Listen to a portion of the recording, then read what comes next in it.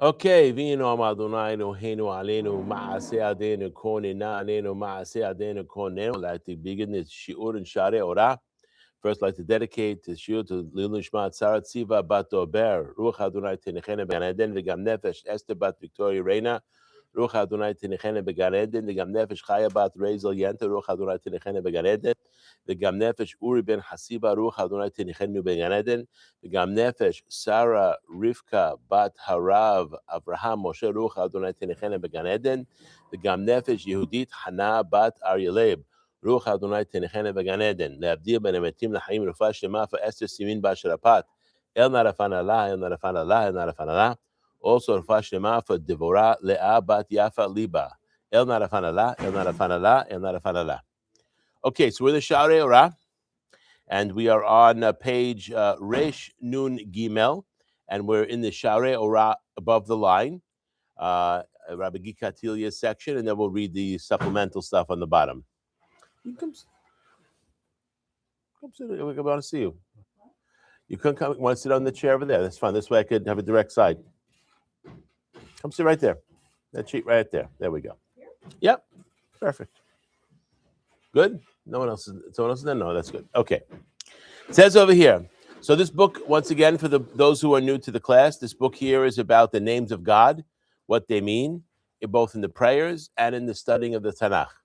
And the essential part of this book is to recognize that if a person wants to learn Torah lishma, what does lishma mean? What does it mean, Torah lishma? Translate. Okay, but what does it mean lishma? We say in the morning the bracha, Kulanu yodei shemecha velomdei toratcha lishma. What is lomdei toratcha lishma? For the sake of the name, the feminine name, shma, shin mem hey, right? And how does a person learn Torah for the sake of the name if he doesn't know the names, right? And that's why before the bracha, before you get to Lomdei Torah Lishma, what does the bracha say? Yodei Shemecha. First, a person has to be Yodea. This is for men and women, by the way. A person has to be Yodea Hashem. He has to know the names of God. Know the names of God. And that's how a person can learn Torah for the sake of the name. Otherwise, what you don't know anything about the names, yes? That's what this book is coming to teach us. And we're up to the second Sha'ar. This is class number 120 in the series that started about 5 years ago. 120 with today. Today's 120. And the class basically I started about 5 years ago. This book is divided into 10 Sha'arim, 10 gates, starting with the lowest gate, which is Aleph, Daled, Nun, Yud, which corresponds to the Shekhinah, which corresponds to the Malchut.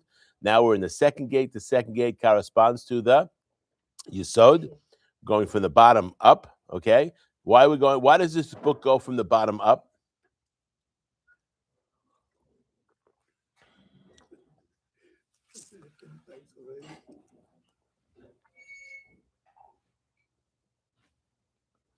Why does this book go from the bottom up?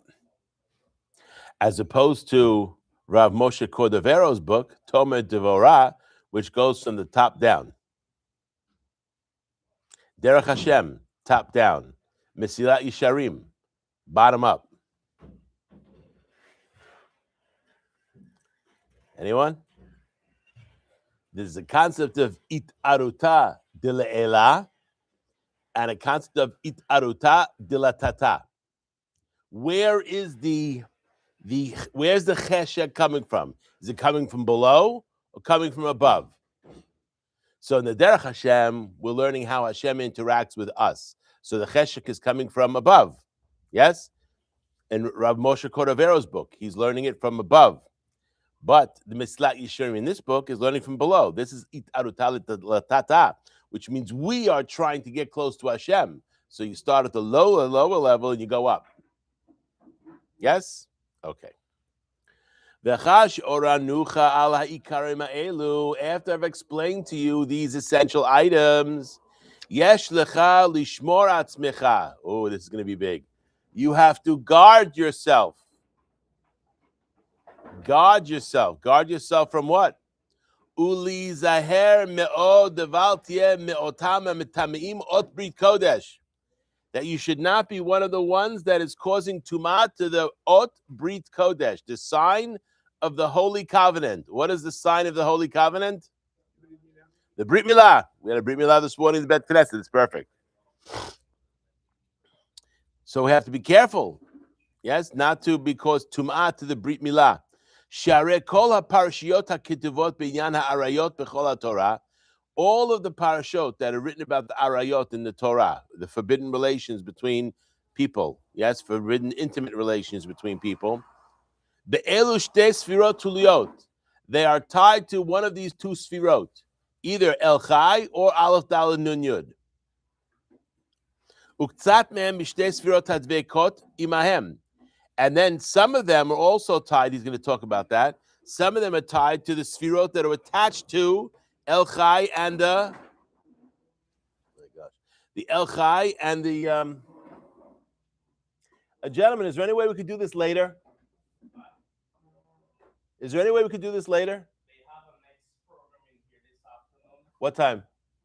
They're going to come early to decorate. And then we have a next one to go and set up in the social also. We don't have much time. All right, no problem. Thank you. Okay. Okay, so it said that most of the arayot are talking about either El Chai or Aleph Daled Nun Yud, the sfirot of the Yesod or the Malchut, yes, and then some of them are connected to above sfirot, which is the Elohim Tzvaot and Adonai Tzvaot. Which is Elohim Tzvaot? No, we haven't done this yet. I'm asking you a question we haven't talked about yet. Elohim Tzvaot is the Hod, and Adonai Tzvaot is Netzach. Okay, so when we get to the third Sha'ar, we get to the third gate, which is going to put Netzach and Hod together. That gate is going to discuss the two names of Adonai Tzvaot, which corresponds to the Netzach, and Elohim Tzvaot, which corresponds to the Hod. Okay. ובעזרת השם עדיין ניתן לך דרך שתבין כמה מעלות טובות וכמה עניינים נוראים. And with Hashem's help, he says, the rabbi says here, we're going to give you a way of understanding various good levels and various awesome types of ideas, which he's going to Be'ezrat Hashem discuss here. Niksharim b'milat brit, that are tied to the word brit. And then you will understand what is the deen of the person who is megale arayot. What does megale arayot mean?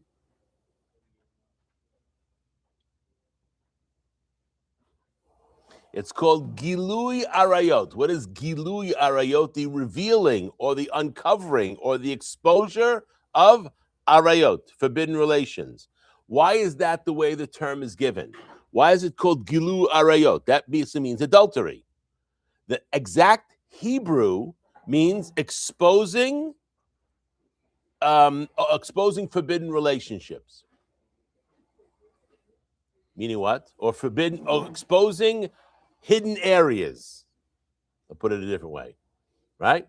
Erva, which is nakedness. Yes? Erva, the word in Hebrew, erva, is nakedness.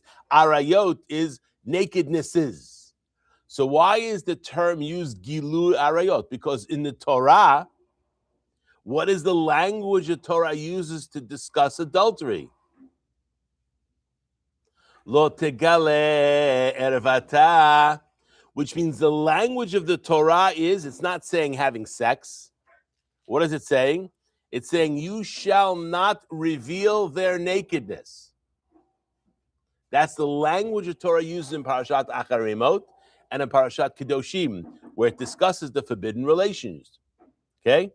It's called revealing nakedness. That's what he's talking about here. O hamakshe atzmo ladat, or a man who causes himself to be erect purposely. It's also a big sin. Tough stuff today. And we just finished the Shofavim, so it's perfect timing. Or a man that holds his member and urinates.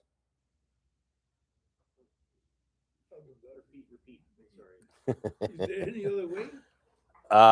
Okay, so if a person is above the age of a person's married, okay, then there's a question. There's an allowance to hold the member when a person is urinating. When a person is not married, it's absolutely forbidden.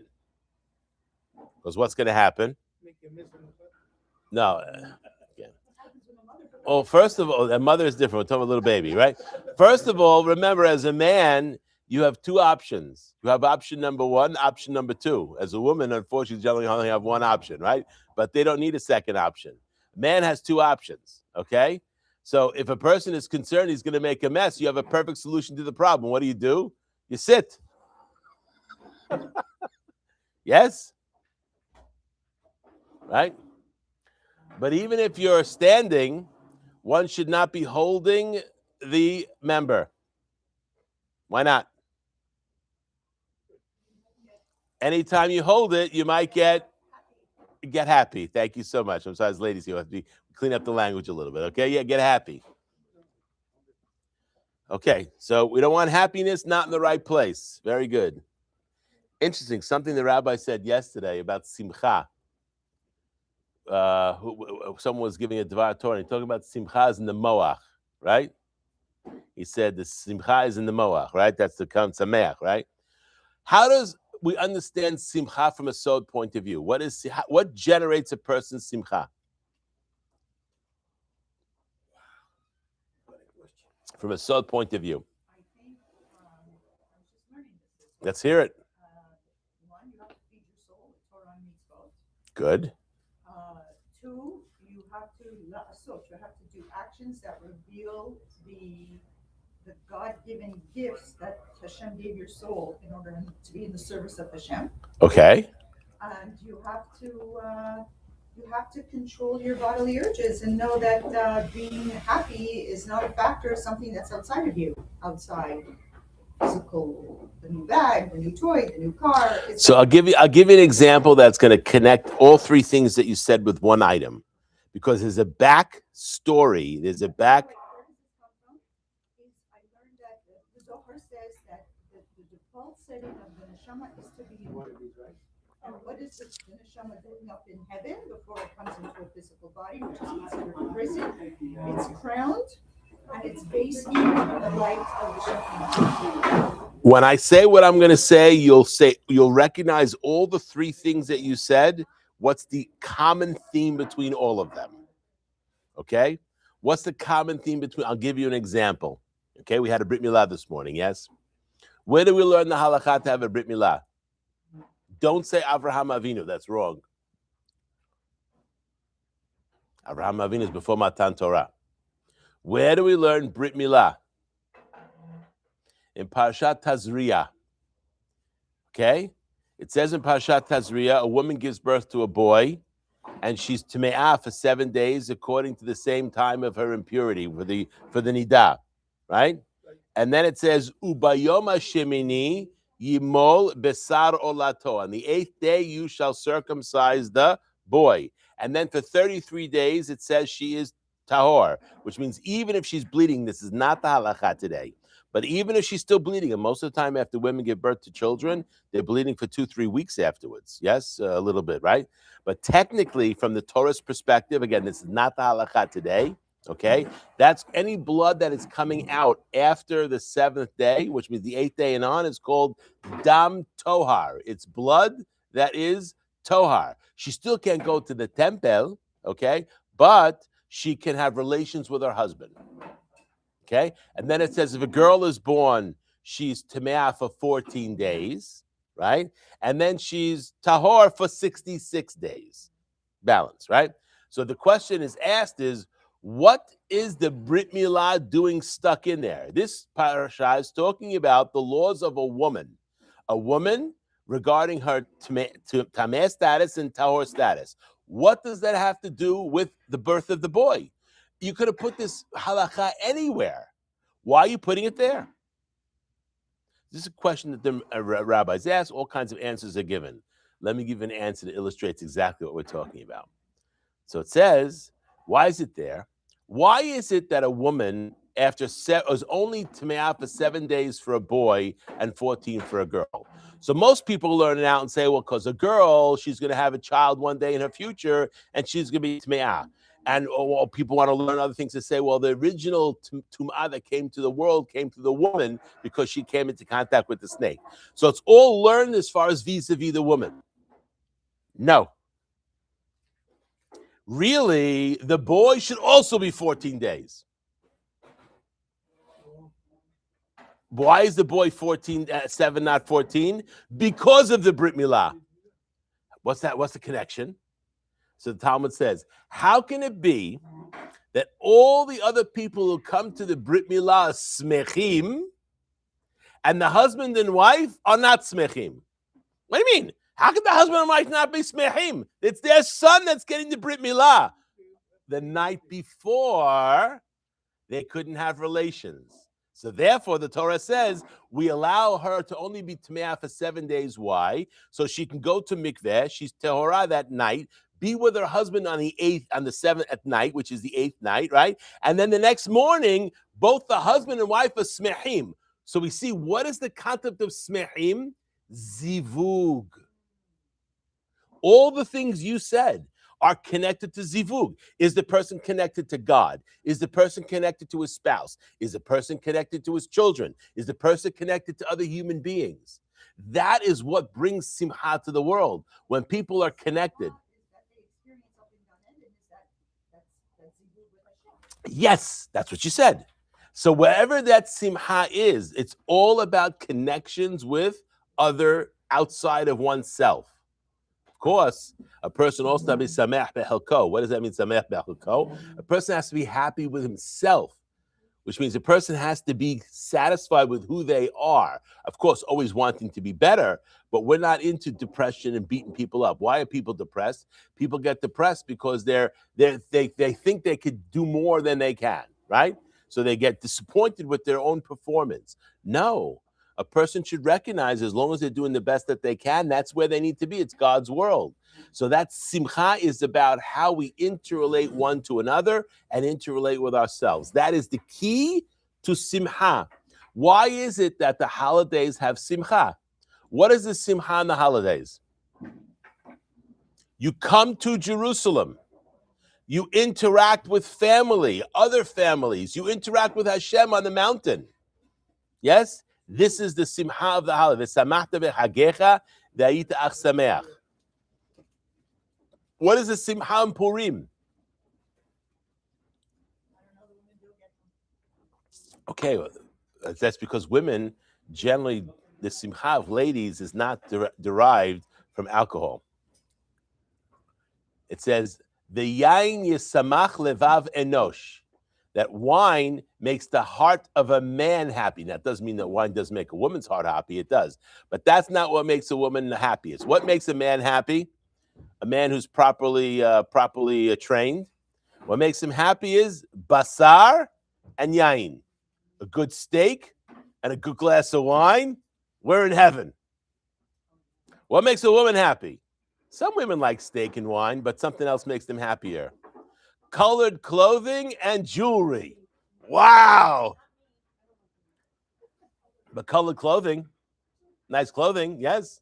Nice hat, right? So we understand that and when I was a kid, hopefully the boys will agree with me on this one. The worst present you can get a boy is clothing. We hate that. Right? You're 7 years old. Someone buys you, because the ladies, they buy clothes because kids need clothes, right? They understand that they're really buying it for the wife, for the mother, yes? But you look up the box, you open it up, it's a soft box, you know exactly what it is. And you're disappointed. Where's my baseball cards? Where's my account? This is what boys want. They don't want clothes. You give a girl clothes, like, oh, that's great, yes? All right, anyway, so we understand that there are different things that make a lady happy versus men. So therefore, that has to do with the holiday, the simcha on the holiday, how a person brings extra simcha. But the ultimate simcha on the holiday is not the clothing, and it's not the wine, it's not the meat. It's participating in the entire temple service, eating from the meat of the temple. This is what brings simcha, because it's a connection to God. So simha is all about interconnectivity and proper zivug.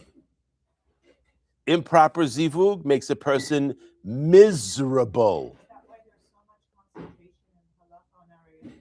Yes.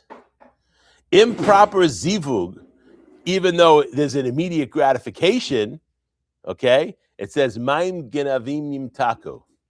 What is maim genavim yimtaku? Stolen waters are sweet. What's attractive? Something that's not allowed. Once you say it's not allowed, then what happens? You want it more than anything else, right? That's human nature. The goal is to fight against human nature. So Hashem says there are certain things we're allowed to have, and certain things we're never allowed to have, and certain things we're allowed to have only at certain times and not at other times. And one of them is relations. There's a time when a person's allowed to have relations, and a time when they're not allowed to have relations. That increases the simha. Why? Because when you're in the middle of time when you're not having relations, you build up the anticipation of it and connects the two people together. That's the secret of Tarat HaMishpacha. If it's done properly, nothing can bring Shalom Bayit better than Tarat HaMishpacha. Okay? Because why? The ultimate simha is through connecting. And that's why so many people are unhappy, because they're either not connected to God, not connected to their spouse, not connected to their children. They're connected to their dog. Well, that's not going to cut the mustard.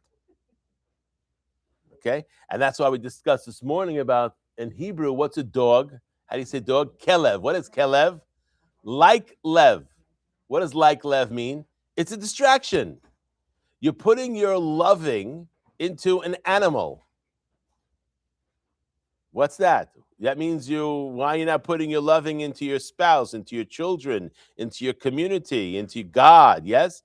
Again, I'm not criticizing people that have dogs, okay? But generally, okay, it's a distraction of the loving factor. Maybe some people have a really loving heart. They can love lots of things. I don't know. But the key factor of this simha is through connecting with people and God, okay? In a proper way. Okay. וכמה עניינים סתומים וחתומים תבין עדיין בעזרת השם מתוך אלו הדברים שרמזנו בכאן. And there's certain items that are hidden, situmim and chatumim, and signed, which means sealed. Chatum is sealed. Situm is hidden. Chatum is sealed. Okay? You'll understand them when we discuss this further. So there's going to be a lot of secrets he's going to be revealing over the next couple of paragraphs here that have to do with these basic items we just discussed. Any questions? Let's go to the bottom. We have no questions. Go to the bottom. Yesh lecha lishmor atzmecha. A person has to guard themselves. This is specifically talking about men, because men, when their thoughts run away, there's an impact. That's why in the halakha, a man cannot be raped by a woman. A man, chas v'shalom, can be raped by another man, that's for sure. But a man cannot be raped by a woman. Why not? Okay, let's understand what we mean by that. Why is it that a man halachically cannot say, she raped me? You're saying that these children in high school who are raped by their teachers. Okay, that's statutory rape. I'm not going to get into that. I'm not talking about the age.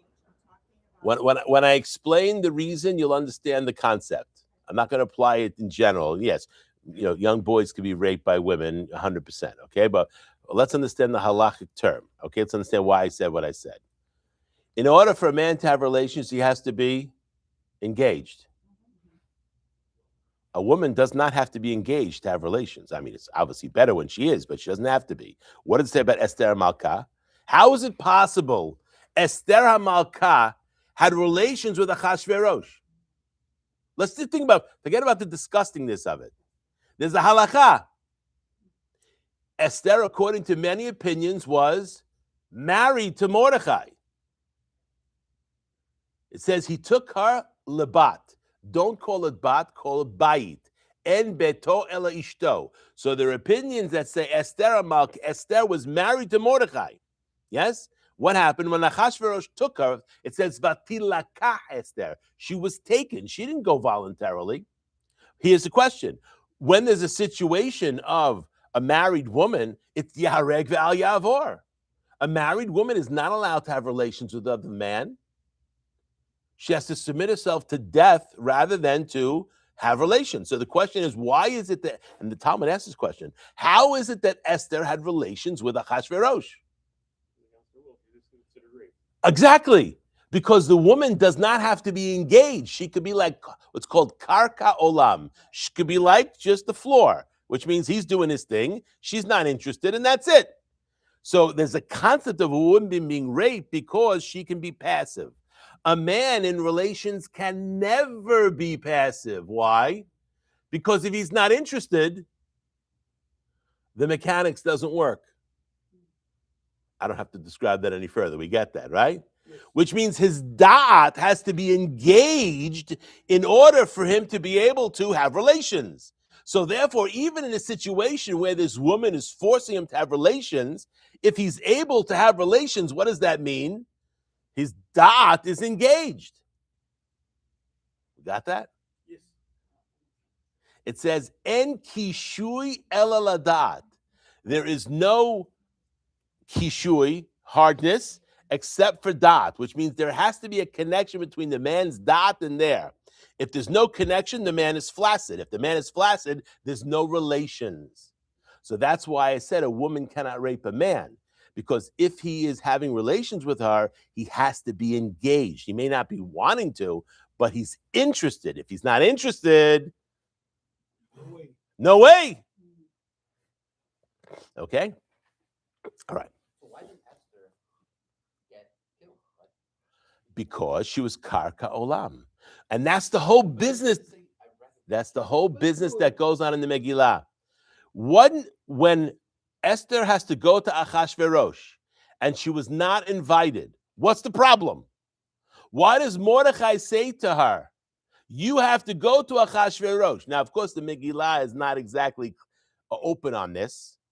Do we think that Achashverosh is just going to give her whatever she wants, just like that? No. When she went to Achashverosh, what does that mean? Yes, which means she had to be interested. And that's why Mordechai tells her, you can go and do this. Even though up until now it's been considered to be rape, now you're going to go to him and you're going to look for him to be with you. So this way you can save the Jewish people. And there's a whole big question, how is this possible? Can a woman engage in relations to save all the Jewish people? It's one thing to have arayot.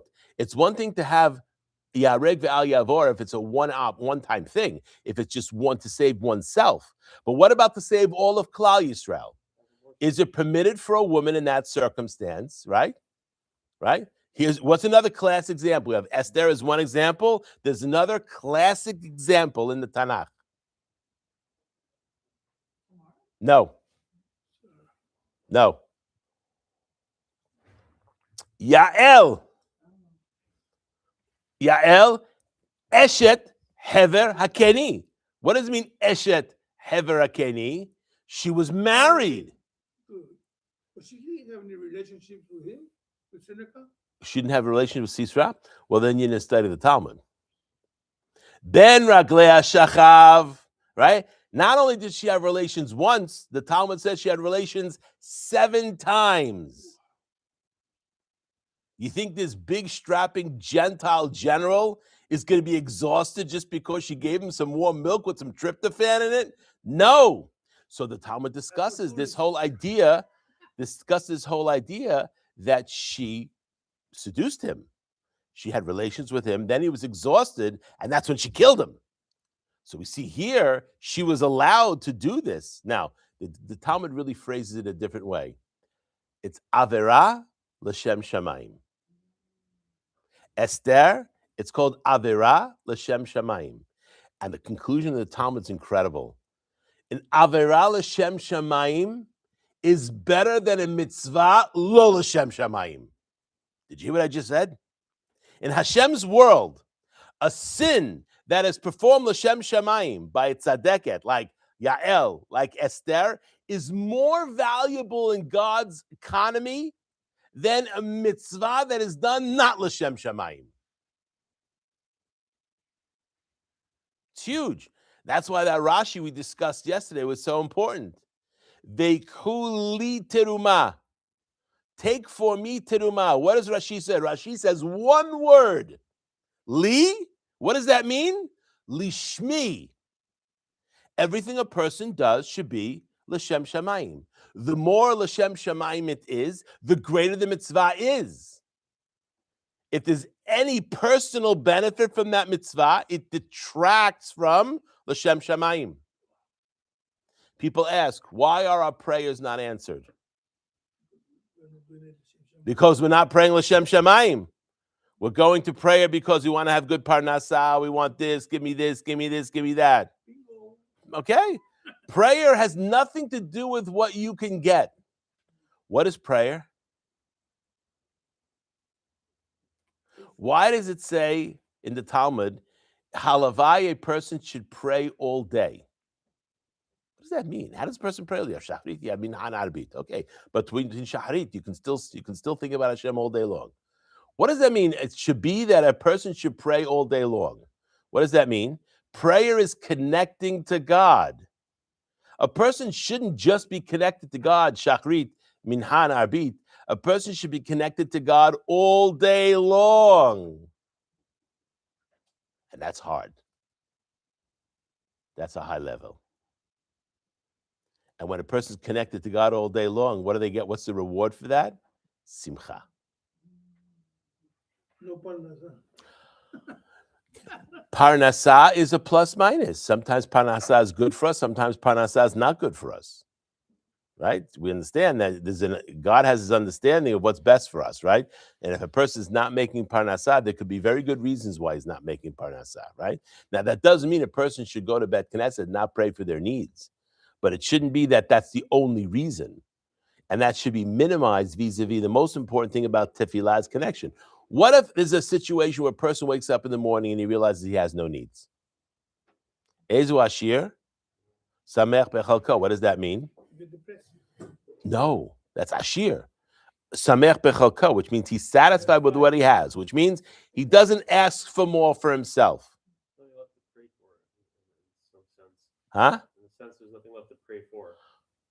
Therefore, Praise for others. praise for others, very good. Or prayer has a ma'alah to itself that has nothing to do with you or anyone else can get. Prayer is connection to God. There's a flip side to prayer. What's the flip side to prayer? Prophecy. Think about it. In prayer, we talk to God. Prophecy, God talks to us. Now, what do we see about some of our prophets? Oh, they had to be happy in order to have prophecy. Exactly. But what else do we see about our prophets? They are experts at prayer. Experts, like we discussed yesterday about Moshe Rabbeinu, right? Vayichal Moshe, we discussed this in the class yesterday.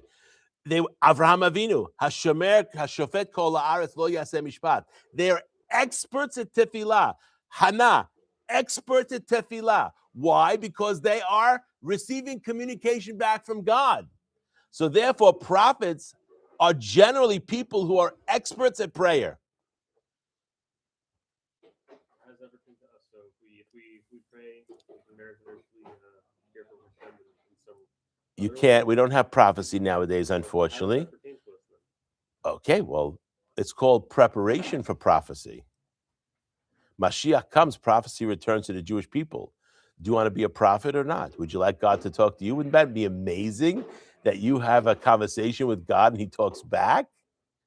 I mean, just imagine that. I mean, I'm just like thinking about it. I'm excited just thinking about it. You have a relationship with Hashem already, so when you build on that. But many people, when you say true joy and happiness comes from a connection to Hashem, Yes. that means nothing to them. So how do we? That's because you've given them a term that's a little. How do you connect to God? God is not flesh. Okay. First of all, true happiness starts with a connection between a husband and a wife. That's step one. Okay. If there's a relationship issues, it's misery. Misery. So the first thing a person has to be able to do is connect to their spouse. If you can't connect to your spouse, get what?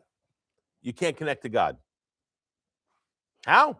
Here's an example a person you're sharing your life with, your other half, shall we say, and you can't communicate with that person properly. What does that mean? Well, clearly you can't communicate with God either. There's a deficiency in your communication skills. Okay? So the first thing is to have a connection with human beings. That's why a Kohen Gadol, before he serves in the temple on Kippur, has to be married. Not married, cannot serve.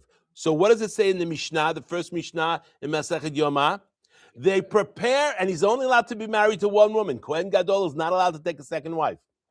Only one. And they prepare for the Kohen Gadol a second wife. Not that he's with her at all, but she's ready. Why? Just in case his wife dies, he can right away marry this other woman. Otherwise, he cannot serve. What's the message? You are the one interposing between Klal Yisrael and God. What does that mean? You gotta be married, buddy. And they call Jesus the high priest. Big problem. What's the problem? Not married. I think that's a lot of baloney, though. I think he was married, okay, to Mary Magdalene. There's no question about it. The Catholic Church took that out because Paul was probably gay, but that's a whole other discussion, okay? That's as true as that. What I'm telling you is not my idea, okay? So he removed and neutered him because Paul had a problem with women. First of all, Paul had a problem with everybody. He was a very unagreeable kind of person, okay? But he had a problem with women. So he was probably gay, okay? Meaning, and that's why there's no way that a 33-year-old man is not married. It's just unheard of. In the time when he lived, that's unheard of. But according to their tradition, he's not married. Well, if he's not married, he's not Kohen Gadol. He cannot be that person. Again, their idea of interposition is a pagan one. But we have an idea that Kohen Gadol functions as that person who helps us to get atonement, right? The tzitz brings atonement for various sins and things like that. We'll talk about that Bezrat Hashem on Shabbat.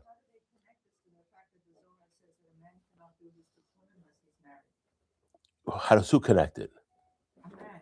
How does it connect to the idea of? Of course, he can't do tikkun. If he has no half. He's missing his half. First of all, he's missing if he can't. He's not married. He can't have children. He's not having children. If he's not having children, it's a big problem.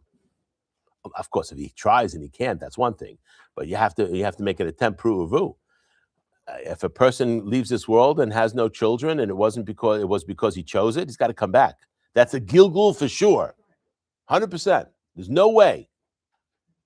Okay, but sure, you have to. The tikkun, the ultimate tikkun, is a husband and wife together. That's the tikkun.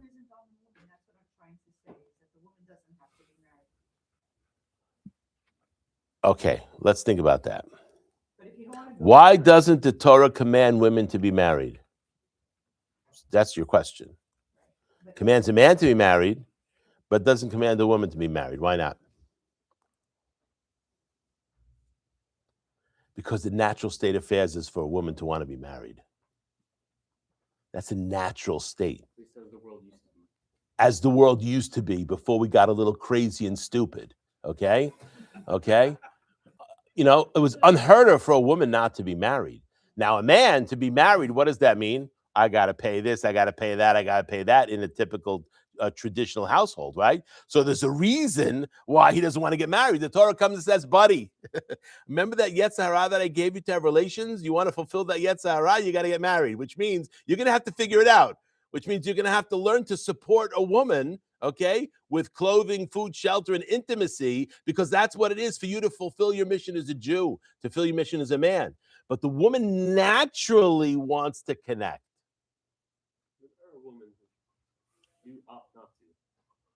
Why? Let's think about why. Why does a woman opt not to get married? Again, circumstantial, they can't find the right man. I'm not talking about women who want to be married, just can't find the right guy, because it's much worse to be married to the wrong guy.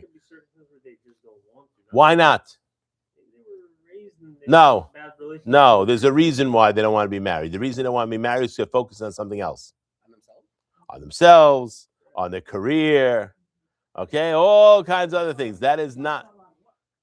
It is a lot of work. Having children is a lot of work, which means it's selfishness. It's the same thing for a man. It's a selfishness. Why would a man not want to get married? Because he's selfish. Ultimately, he doesn't want to give. He doesn't want to give to a woman. He doesn't want to give to his children. Right? Makes sense. Think about it. Again, I'm not generalizing. There are obviously some ladies out there that couldn't find the right man and they didn't get married. I'm not saying at all. They tried to get married. They're, were unable to find their beshert, whatever it might be. But the natural state of affairs is the relationship is so important for them, a relationship with a man, a proper relationship with a man, that it is just almost unheard of that they wouldn't want to find, if I find the right guy, they're going to be married. Whereas a man just wants, there, I got one over here, I got one over here, I got one over there. Why do I need the connection? Why do I need the obligation, right? No, the Torah says you have an obligation, buddy.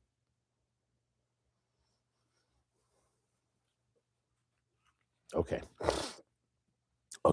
So let's go here. Okay. Ayen Tomer Devorah. We discussed that book. What is Tomer Devorah? Who wrote that book? Rav Moshe Cordovero, the teacher of the Ari. Okay, the Rebbe of the Arizal wrote Tomer Devorah. What does Tomer Devorah talk about? It's Musar, yes, but how is it built? How's it built? How's it built? From the top down. From down to up. From top down. Yes. And how's it? What did he use? So Rabbi Moshe Chaim Luzzatto, when he wrote his Musar book, by the way, it's not a Musar book. That's just nonsense. That's people didn't read the introduction. Path of the Just, Mesilat Yesharim. They call it a Musar book. Nonsense. It's not a Musar book. It's a handbook for connecting to God and getting Ruach HaKodesh. That is, and how do we know that that's what the purpose of the book is? Because that's what he writes in the introduction. Read the introduction. I love it. They call it a Musar book. Nonsense. Because people don't read the introduction. They go right to the. There are People don't read. Well, if you read the introduction, then you know fully well why he wrote the book. I'll give you another example. People don't read the introduction. Moreh Nevuchim. People don't read the Rambam's introduction. And they take the Moreh Nevuchim, that like this is the Bible. This is like Ramban's halakha regarding philosophy. And they take that and they say, this is what it means. And since the Rambam and the Moreh Nevuchim doesn't talk about Kabbalah, he doesn't talk about Gilgul Neshamot, it doesn't exist. The Rambam in his introduction to Moreh Nevuchim, you know what he writes? I might be wrong. He writes, everything I'm writing in this book is based on my logic. Because I did not receive a tradition from my teacher. Which means, if you receive a tradition from your teacher that is different what it says in my book, you follow your teacher and forget about what I wrote. How could you not read the introduction? There are people that Moreh, oh my gosh, the whole YU crowd. Moreh, oh my God, the Rambam, Moreh Nevuchim. Nonsense! And in fact, there's a source that says the Rambam in his end of his life, it's in Nahalat Avot, the book by the Abarbanel, who's also a rationalist, on Pirkei Avot. He writes that a person came to him with testimony that what? The Rambam at the end of his life, he lived in Egypt. And in Egypt, he came into contact with a person who taught him things of tremendous value. And he regretted many of the things he wrote in the Moreh Nevuchim. What did he learn? Kabbalah. Which means at the end of the Rambam's life, he learned secretive stuff. And then he realized some of the stuff he wrote in the Moreh is wrong.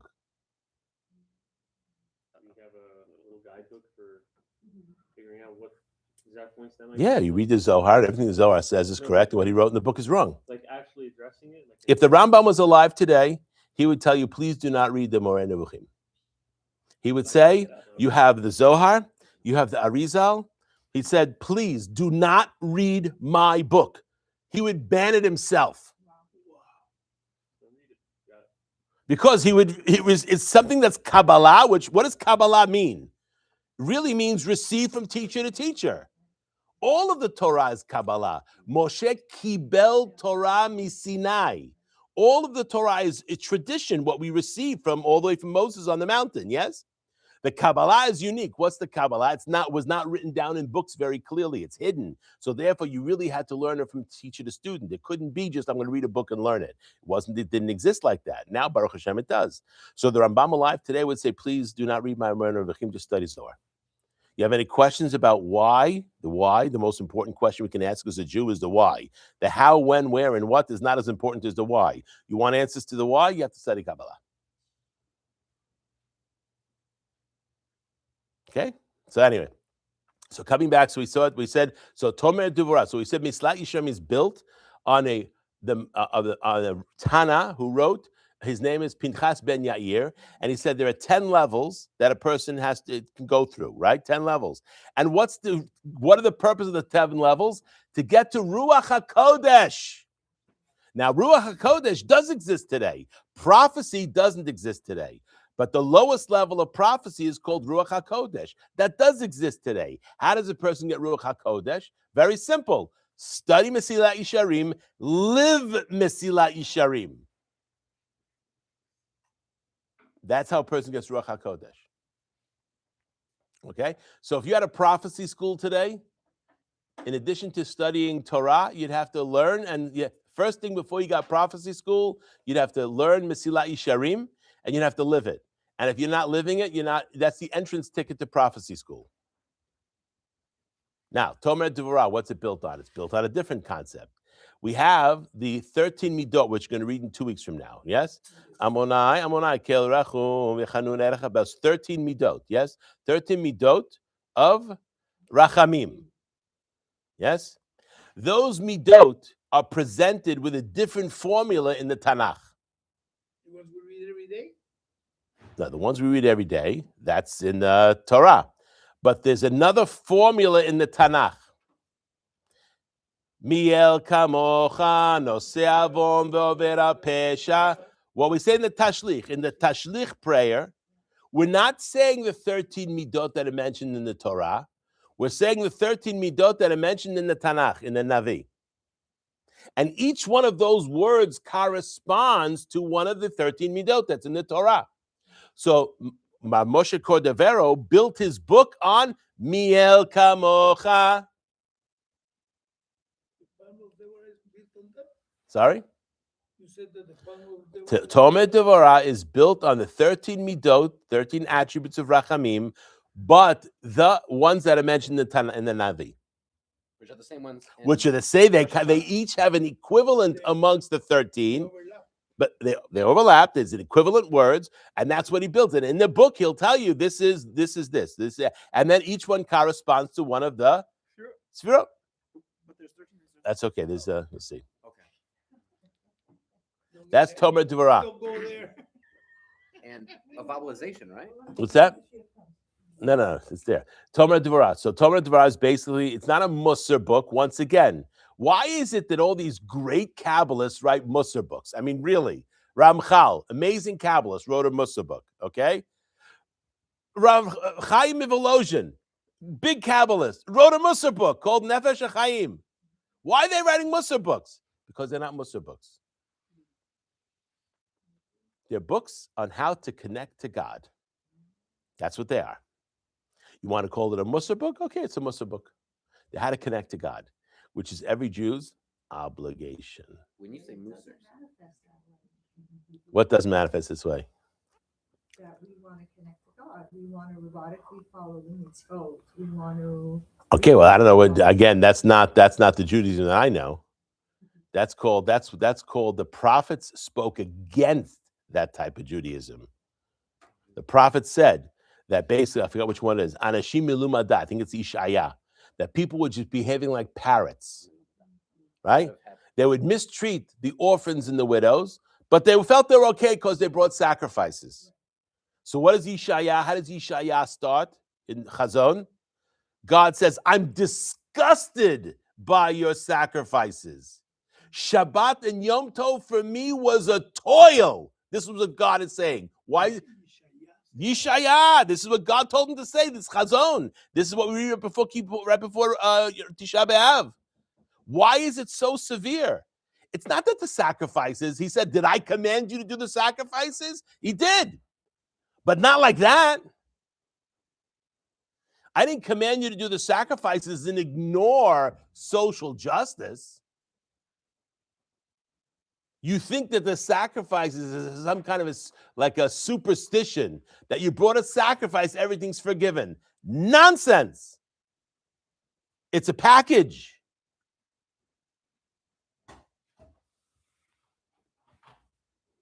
So again, if there are Jewish people that don't behave like that, that's what Yeshaya was speaking against 2,500 years ago. Now we know why there's no temple. Okay? This teaches us differently.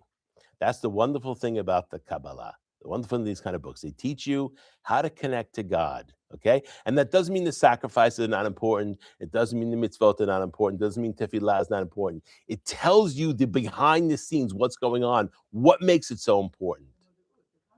Correct. And it really magnifies the impact of one person in the world. Because sometimes people have a tendency to think, oh, for instance, some people don't vote. Why don't they vote? Well, if they live in New York and they're Republican, they don't vote. Why don't they vote? There's no point. First of all, it's all rigged anyway. But aside from that, you're 1, 2 out of every 3 are Dems. So you don't vote. That's wrong. You have to vote, even if your voice is not going to be heard, because no matter what, there's an impact, right? The Kabbalah teaches us one Jew's avodah you think doesn't mean anything, you're wrong. The Rambam says that. You don't have to have Kabbalah for that. The Rambam says that in the laws of Teshuvah, that a Jew on the Asayim Teshuvah is to view that the entire world is hanging in the balance of my actions. You know what? It's not just Asayim Teshuvah. It's all the time. And the impact that we have based on our actions, both positive and negative actions in the spiritual world, is huge. So you'll say to yourself, okay, well, there's a lot more Gentiles than Jews. The impact of Gentiles in the spiritual world is nothing compared to the impact of one Jew in the spiritual world, both positive and negative. So it magnifies the person's responsibility. That's what the Kabbalah does. It says what you do is important. This one thing you think no one cares, it's a small thing. No, it's a big thing, whether it's a positive or a negative. Okay. Can I go back to what you just said about a Gentile has not barely an effect on the Minimal effect. Minimal. So based on that, Nittelnacht really. Oh, now you get to another favorite topic. But there's he's saying if Gentiles have a minimal impact, first of all, Jesus, according to many, was a Jew, right? So that's number one. But what's Nittelnacht? Nittelnacht is a custom amongst Ashkenazim, okay, and specifically Hasidim, okay, where they don't learn on Christmas Eve. It's called Nittelnacht, the night of doing nothing. So they play checkers, they play chess, okay? And there's 9 different reasons that I have seen of why this custom of Nittelnacht developed. 8 of them make no sense. Here's the one that makes sense, okay? On Christmas, Gentiles went to church in the good old days. And when they went to church, what did they hear from the pastor? Latin. What did they hear from the pastor? What was the speech? The speech is about the birth of the Messiah. That's what Christmas is all about. And of course, they would squeeze in, and who killed them? Oh, so the Christians would be in church. They would be incensed. Same thing with Easter, right? They would be incensed against the Jewish people. Now, what happens? In the olden days, did a Jew have a library like this in his house? No. Books were handwritten. There were no printed books. People couldn't afford having a Talmud. You know what that cost to have a handwritten Talmud? So where would Jews learn? They would go to the Bet Knesset, they would go to Bet Midrash, and they would learn, which means they went outside. It wasn't in their house. As they were walking home from the Bet Midrash, that's when the Christians are leaving the church. Pikuach nefesh. It's danger of life. So the rabbi said, you know what? On this night, you don't come to the Bet Midrash, you stay home. Do not come to Bet Knesset, do not come to Bet Midrash, you stay home. Don't, whatever. But basically, we're clearing you of the obligation to learn. This way, you're not going to put yourself in danger coming to Bet Knesset, coming to Bet Midrash, and meeting them on the way home. And that would make sense because Pikuach Nefesh, we push it aside, right? So therefore, that was the only one that makes sense. This did not exist in the Sephardic countries. Why not? There were Christians there. No Christians. Muslims don't care about Christmas Eve and Easter. They don't believe Jesus was crucified. So at the end of the day, they don't even believe that we killed that. First of all, even the Christians that say we killed him, which may or may not be true, okay? But the Muslims, they don't believe he was crucified. The Muslims don't believe Jesus was crucified, which means he didn't die. Okay? Not by crucifixion. So therefore, the Jews are not guilty. Now, the Muslims hate Jews for a different reason. Okay?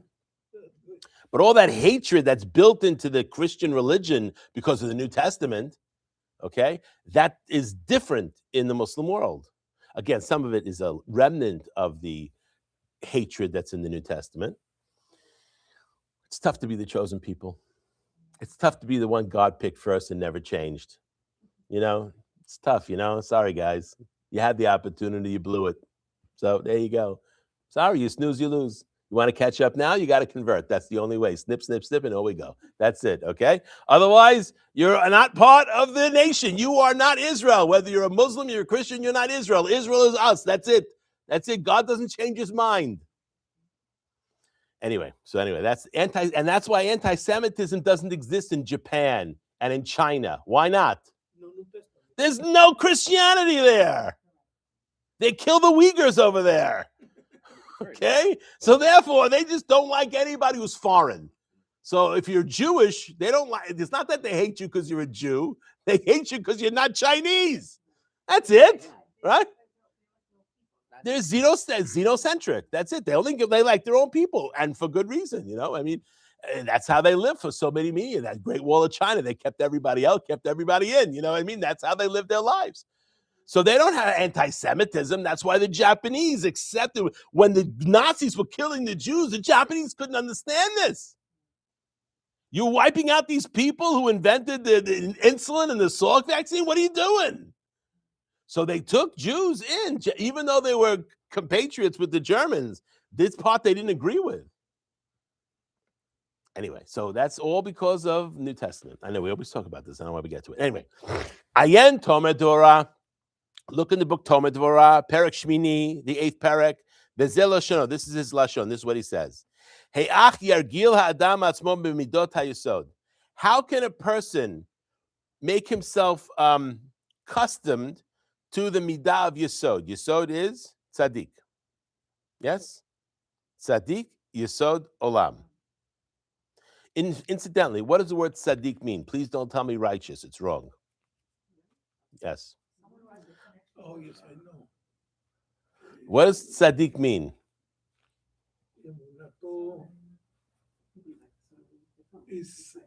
If you read Mesilat Yesharim, there's no question about what a tzaddik is.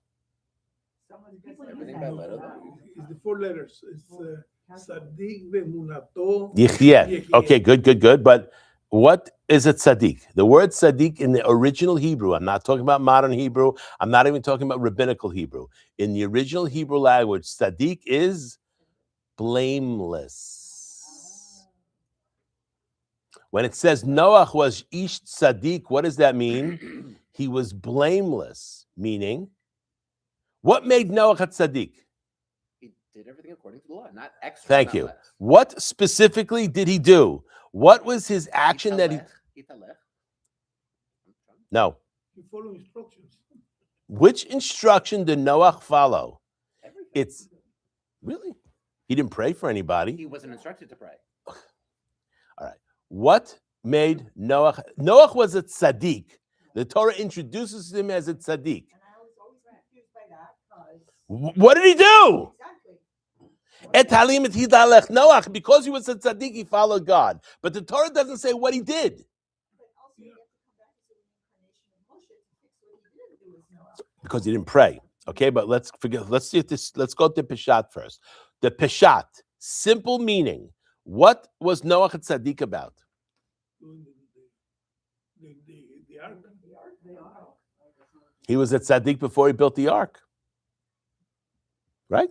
Wasn't he a tzaddik before he built First the ark? paragraph. It was the first pasuk. Noach was married. Oh. How many women was he married to? One. One. When everyone else had like Noach had 3 sons. Everybody else was an harem. doing all kinds of terrible things. Polygamous and whatever. So Noach was watching his Brit Milah. He wasn't engaging in relations with multiple women, and he was making sure he had sons, even though he waited till he was 6. He waited. What's that? 500 years. The only one that was doing it properly. What does it say in the Torah? Ki shihet kol basar et darko ala aretz. Everyone spilled their way on the ground. Oh. So now that's what in the end of Breshit, that's what it says. And then beginning of Noach, what does it say? Ish tzaddik tamim haya b'dorotav et vayoled Noach shlosha banim et Shem et Ham et Yafet. That's what made him a tzaddik. What makes him a tzaddik is what? He had 3 sons. He engaged in having children, even though he waited a very long time. But he waited a long time because he saw the influences of the people around. He was doing L'Shem Shamayim.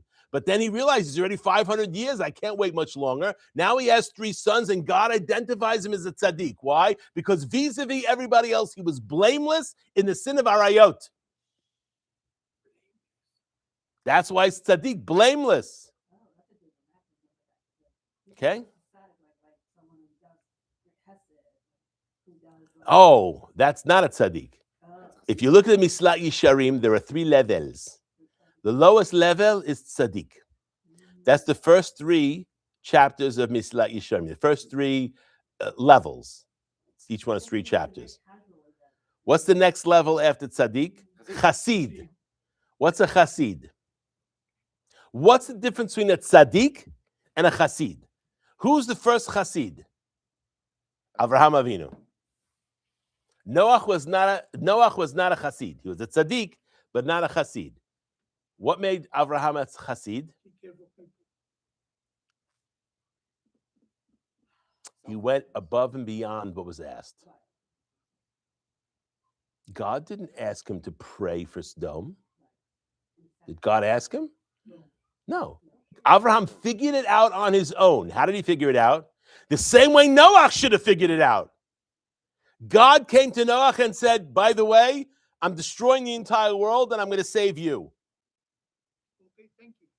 Okay, thank you. Let me build a teva. God comes to Avraham and says, and Avraham doesn't live in Sodom. Avraham comes to Avraham and says, I'm going to destroy Sodom. Avraham says to himself, excuse me, why is God telling me this? If he wants to destroy Sodom, let him go do it and blow it up. And then I wake up the next morning, I see the barbecue. Yes? Why is God telling me? Oh, God is telling me because he wants me to pray. Boom. Moshe Rabbeinu. Next week's 2 weeks parasha. God says, I'm going to wipe out the Jewish people. What does Moshe Rabbeinu do? He prays. Why? If God wants to wipe out the Jewish people, he doesn't need my permission. I wake up in the morning, they're all dead, chas v'shalom. But the fact that he's telling me this, what does this mean? He wants me to pray. That's called chassid. A tzaddik, God didn't say him to pray. I'm not going to pray. Does according to the letter of the law. That's called tzaddik. What is a chassid? Lifnim mishurat hadin. Above and beyond what is the justice. And now that we're in this class, what is lifnim mishurat hadin? What sphira is that? We discussed this before, guys. Bina, correct. Shurat hadin. What is the beginning of the line of din? Givura. Givura. Right above, lifnim, above the line of din is bina. Good. So we understand when even the words the rabbis use, they're hinting to Kabbalistic concepts. They didn't have to say it like that. They say it like that because they're hinting to a Kabbalistic concept. Therefore, a Chassid is what? Is connected to the Binah, above and beyond what is asked. And then there's one higher level. What's the higher level? Kadosh. Kadosh, someone who is holy. That's the higher level. And that's Mesilat Yesharim. That's how Mesilat Yesharim is built. Okay? Halavai, we can all be tzaddikim. Okay? All right. So anyway, so in the say, how should a person, because midat, what is midat yesod? Tzaddik yesod olam. And how is a person measured to be a tzaddik? Why is Yosef called Hatzadik? Watching the Brit Milah. That's what makes it tzaddik. That's why such a story and such a focus on he was tempted. He didn't do anything. Correct. That's the idea. That was tempted, and he successfully overcame that temptation, specifically regarding arayot. Okay? Sarich Adam lihizaher me'od. Well, watch what he's going to say. A person has to be very, very cautious with what? Mehadibur. First, you have to watch your speech. Why do you have to watch your speech? Boys, you were here last week and 2 weeks ago. What is the connection between the speech? The Brit Lashon, is that where you're going? There's a line. Brit Lashon. You have 2 eyes. You have 2 ears. You have 2 nostrils. You have 1 tongue. Mouth is one tongue. And then as you go down, you have a heart. And then for a man, you have Brit Milah, 1. That's down in the middle, right? So the mouth is connected to the heart, which is connected to the Brit. How does that work? There's the concept of spilling seed. What is the equivalent of spilling seed with the mouth? No. Lashon hara, very good. No, you said embarrassing someone in public. That's not what I said. Lashon hara is considered to be shichvat zera levatala of the mouth. Wasting speech. Wasting seed, wasting speech. If I told you that you have a limited amount of words, that when you're born in the Shemayim, when a person comes down to the world, every baby has a limited amount of words, not including Shabbat, Torah, Tefillah, a limited amount of words. And once a person exhausts their limit of words, they stop talking. They don't necessarily die. Stop talking, right? Now, I'm not saying anyone who has a stroke is in this situation, but if one recognizes they have a limited amount of words, what do? You watch your mouth. Same idea. Okay? So he's going to say the first thing you have to watch is your dibur. Now we understand. How did the snake entice Chava? With dibur. Speech. So we understand that speech leads a person to the path of arayot. Seduction. How is seduction accomplished? Oh, no. Nice words. Oh, you look good today. Oh, you're so pretty. You're so handsome. Wow, got so much muscles. This is the seduction part. That's why Chava was seduced by the snake, because he spoke with her and he confused her based on his speech. Politicians. You have Mamdani. He told everybody, free buses. He's got $18 billion deficit. Free buses. He can't even afford to shovel the snow. What about the rats? I mean, it's ridiculous. And they bought it hook, line, and sinker. Why? Because he's a good talker. Yes. Hitler Yamach Shemo did the same thing. Same idea. Charismatic speaker. Persuasion. First is speech. The dibur is first. Okay? Hamevi ledei hirhur. Now, once there's speech that's seductive, now the mind starts to have thoughts. And then those thoughts,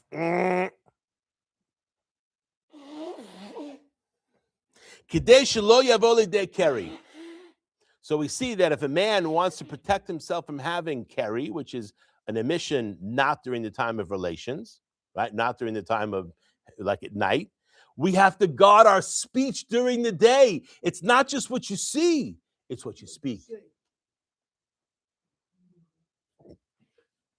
The od sarich, how would you know that not from the sod? I mean, we're putting it together and now it makes sense. But based on what we're talking from the sod, it's very clear. The lashon is connected to the heart, which is connected to the below. For ladies also. Okay? A little different, but same idea. Okay?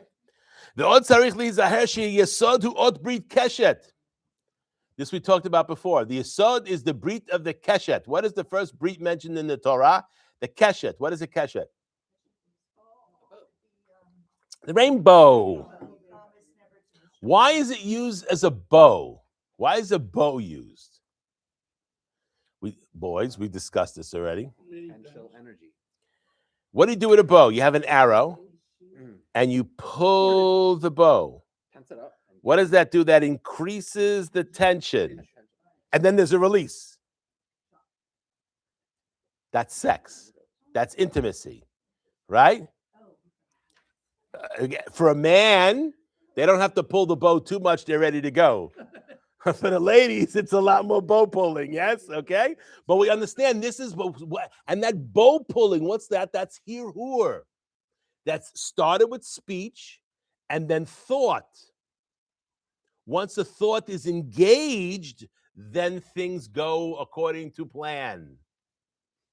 Whether it's proper or whether it's improper. That's why when we had the discussion with the men last week, in the pasuk, it says, She'era kisuta ve'onata lo yigra. There's a pasuk in the Torah, lo ta'aseh. When a man gets married, he is forbidden to restrict his wife from clothing, food, shelter, and intimacy. So the fact that the Torah says you can't restrict your wife from food, clothing, and shelter, we get it. He doesn't want to pay. He's cheap. He doesn't want to pay. We get it. The Torah tells you you have to give. You have to give. Why does the Torah have to command the man for intimacy? I'm sorry. Men are built for that. No, but they're built, like you said, they're built to be that quick. Commanded to Intimacy is what is onata. It's not onato. That's not the language of the Torah. It's her intimacy, which means the focus has to be on her. That's what the Torah is commanding, and that's what's hard for men. The Torah is not going to command you something that's easy. There's no commandment to breathe oxygen. Why not? You don't need a commandment for that. The Torah doesn't say, thou shalt not put your finger into fire. You're not putting your finger into fire. What the Torah is commanding you is on things that generally you have a hard time doing. And different people have different difficult times in different things. Some people, for them, speaking Lashon Hara is the hardest thing to stop. That's their tikkun. That's what they have to fix. Other people are pros on Lashon Hara, but they're not so good on Shabbat. Everybody's got their individual difficulties. They're easy and they're hard. And generally, we focus on what's easy for us. That's not what the Torah is asking you to do. It's asking you to focus on what's hard for you. So over here, what is it saying? The dibur brings the hirhur. Why is the yesod called the keshet? Because that's exactly what the whole idea of relations is, intimacy. It's about potential energy and then the release. And that's why the Lubavitcher Rebbe, Zichron Tzadik Livracha, said, it's interesting that the LGBTQ, whatever movement uses the rainbow, or the gays use the rainbow as their symbol. Why? Why the rainbow? Of all things to pick, I mean, you could pick something else. The rainbow, really? All the colors. Very colorful. That's so nice. They're flamboyant. That's great. Hidden inside, what's going on?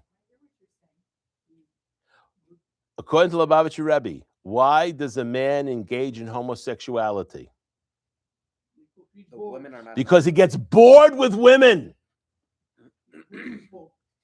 No. Not the woman's fault. It's his fault. He gets bored with women. He has multiple relationships with different women, right? And he's not, and he can no longer be interested in women because whatever. So he has to do something that is stolen. Stolen waters are sweeter. Therefore, he engages in homosexuality. Wow. And that's the keshet. The keshet is there's so much potential. I'm bored now. I need to have something that's more exciting to be able to, because what happens? The more a person uses this, the tighter the string gets. The tighter the string gets means more energy has to be expended in order to stretch the bow. But also this boredom comes from the fact that he doesn't want to do the sharing part of the relationship. The giving. Okay, but nowadays you have gays getting married and they share. And they have kids. And a divorce, you speak to the divorce attorneys, there's no more complicated divorce than two gay men. That is brutal. As much as men and women, whew, that is just another level. That's what I've heard, okay? So the Rebbe's got this wisdom. What did he say? That's what it is. It's boredom. Because why? Because now I need more action in order to stretch the rainbow, in order to stretch the bow. But what do you do with someone who was born gay? I don't know what that means. They were gay. I don't know what that means. 10 I don't know what that 10 means. years old. It means that they play with dolls when they were kids. A lot of boys play with dolls. That doesn't mean they're gay. They've never been with a woman. They don't want it. Like, Really? Is that happen more in California? I don't know. What if it happens? I would love to see a study whether or not children at the age of 10 years old, okay, are more likely to explore with their feelings of gay when they're in California versus in Florida. What does it have to do with? What they're being taught. It's not nature. How am I going to prove to you that there's no genetic predisposition to homosexuality? How can I prove to you there's no genetic predisposition to homosexuality? We start looking at markers. How they pass down the genes? Through the mother. What? Mitochondria? Well, I'm sorry. Mitochondria. You're imagining things. How do they pass down the genes? If they're up until recently, they can adopt a child, but that's not their kid. That's nurture. Okay. If you're saying it's nature, that means two gays have to be able to have a boy, and that boy is gay. That doesn't happen. So where's the nature? Well, why do you have these, like he's saying, these teenagers who say they've always been attracted to boys? That's because from the time they were kids, there was encouragement of that, or they The didn't. environment. Let's say a boy is playing, he likes pink. So the father's going to say, come on, blue's a nicer color. Okay? There's a certain nurture that happens that basically, right? Now, I'm not going to say there aren't people who have a tendency one to another, okay? But you're going to say there's no choice? Of course there's a choice, okay? Let's say a person is born to kill. Not such a common Jewish trait, but unfortunately sometimes that happens, right? There are certain children, boys specifically, that have a lot of testosterone, and they like to, They're they like red, they like to kill. So you put them in a. You make him a shochet. A mohel, a surgeon. You find an outlet for that behavior that is a kosher outlet. That's called parenting. What a concept, parenting. Oh my gosh. You mean I have to parent? Wow, holy moly. I can't just leave it to the teacher in school. And if you do that in California, your kids come out crooked. Anyway, so we see over here, a lot of it has to do with speech, right? All this is connected, starts with speech, environment. Okay. And we see the keshet is only going, the arrow is only going to go according to where it's being shot. Okay? Don't shoot it in a place where it's not supposed to be. Don't draw the string in a situation where that's not your wife. Why is that complicated? That's called Shmirat HaBrit. And same thing for a lady. Do not draw the arrow. Do not draw the bow in a place where you're not supposed to be. It's very simple. Kach Adam lo yidroch hakesh v'lo yikshe atzmo b'shum tzad ela lenochach hamatara riyah. Therefore, a person should only allow himself to get excited when the end result is going to be someplace where it's kosher for me to be. If it's not a situation where it's kosher for me to be, do not allow yourself to get excited. Yes? Not rocket science. Shaya ishto b'tarata. His wife she's not nida. Shu et hazivug. That's the time for relations.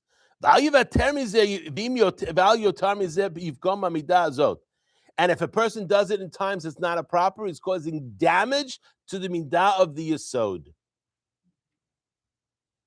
Now, someone asked me this morning, why does Eliyahu Navi originally was Pinchas? Yes. Why did Pinchas get a very long life? Because he did what he said. He killed. He did a sin. L'shem hashamayim.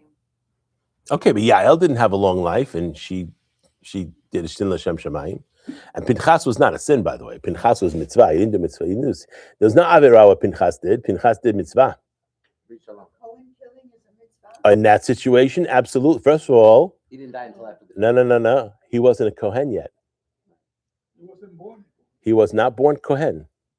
Only He was appointed after that. Nit Kohen, the Talmud says. He became Kohen, which means before that he wasn't Kohen. Okay? So coming back to Pinchas, why did he get a long life?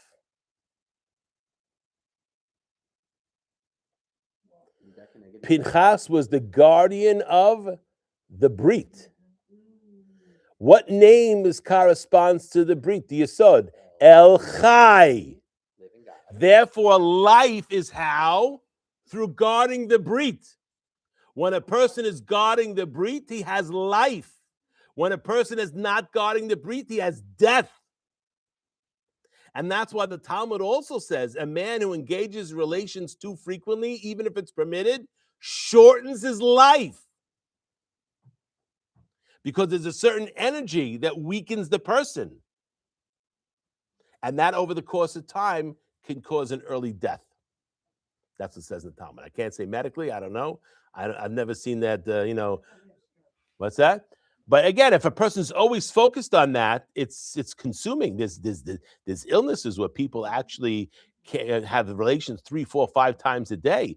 It's not livable unless the both husband and wife are like that.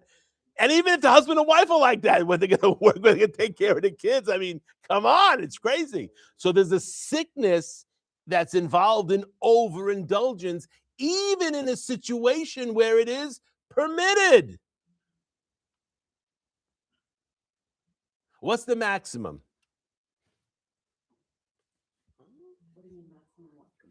What's the maximum amount that a man should be having relations with his wife? Once a week. Shabbat. Okay, that's if it's a Talmid Chacham. Talmid Chacham, it says once a week. Why once a week? It depends on your profession. Well, can I get through? Why once a week for Talmid Chacham? It depends on your profession. Not just on your profession. It depends if you're home every night or not. That's what it depends on. Or if you're traveling. Okay? So why is you brought up the man, Talmid Chacham is once a week. Why once a week? He's home every night. But Friday's the perfect time. He's home every night. Forget the sod. Let's talk about Peshat. He's home every night. Why should he be different? Why should Talmid Chacham, who goes to bed midrash every single day, comes home at night, be different than a worker who's a plumber who works in the neighborhood and comes home every night? The plumber's onah is every single night. If she wants to have relations every night, he's obligated. Okay? Notice what I said. If she wants to have relations every night, he's obligated. Okay? But the Talmid Chacham basically is once a week. Why once a week? Because of the Shamot that it's going to bring. Stop. Let's go Peshat before we get to the Kabbalah. The Pasuk says, Sur Yiladecha Teshi. The Torah weakens the person. In what way? It weakens your desire. Yes. If a woman wants to be sure that her husband is not going to engage in any type of outside relationships, she should force him to learn. Because when he goes to learn, that's the only solution for the Brit Milah. Without that, there's no control. Okay? The Torah is what allows the man, once a mind is around God and things like that, that's why the Talmud says, what happens if a man finds himself in a situation where he's having bad thoughts? First, you bring him to Bet Midrash, which means you go to the Bet Midrash, you learn Torah. What happens when you start learning Torah? You forget about it. This is a distraction. It's a healthy distraction. And what happens? You start reading Chumash. You start reading Tehillim. You learn a piece of Gemara. You learn some Zohar. Done. That Yetzer Hara disappears. Now, what happens if he's so caught up that even if he goes to the Bet Midrash, he still can't stop thinking about that woman? Next, the Talmud says, read Kriyat Shema. Why Kriyat Shema? It's called Herev Pipiyot Beyadam. It's a double-edged knife in your hand. What does it do? It kills all of the evil forces. When a person reads Kriyat Shema with the ta'amim, slowly, Revach ben advekim, that is amazing power to weaken the Yetzer Hara so he's not going to want to have relations in a time when it's inappropriate, of course. And what happens even with that? He still... Think about the day of the death and who your neighbors are. Who are your neighbors? Worms. Boom, done, all gone, it's finished. And that's it. That's the last straw. If you think about that, it's all done. It takes away because you realize that's exactly where you're going. Okay? This is the time we understand it's a big Yetzer Hara for men, purposely given that way, because men have to go and have a wife. Why am I going to get married, have all these obligations? Because I got the Yetzer Hara I got to deal with, okay? This is part of the how God put the balance in the world. So we understand from here that it's the way, and all these things, whether it's learning Torah, whether it's reading Kriyat Shema, it's all with the mouth and then the thinking. You have to change your thoughts to something that is holy, and that'll take you away from where it's wrong. And that brings you to Chaim. So the onah of a man who lives in the neighborhood is once a day. A man who works outside the neighborhood is once every other day. And it's onata, it's hers, it's not yours. Okay, which means, let's say a man works in the city and his onah is every single day. And now he has an amazing business opportunity, but he has to go out, he has to leave the country for a couple of months. She can say no. He's got to get clearance. Why? Because when he's out of the country, he's subtracting from her onah, and he cannot do that without talking with her and getting her permission. That's what it says, onata lo yigra. Her time. And that's the most, if a man remembers it's her time, life is different. The focus, that's the key, the right focus, okay? Do a Shalom Bayit class maybe, okay? No problem, do what you gotta do. My job is to make it hard for you to leave. Okay. You're leaving an hour earlier. That's okay. Let her go. She's been here since 5 o'clock. She's got to take a nap. I'm very good friend of hers. Okay.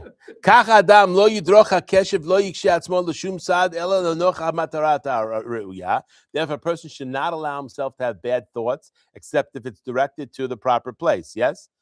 Shehi ishtavet ha'we. Okay, we did this already. He will damage that midah of the yesod, which is chayim, which is el chay. Okay.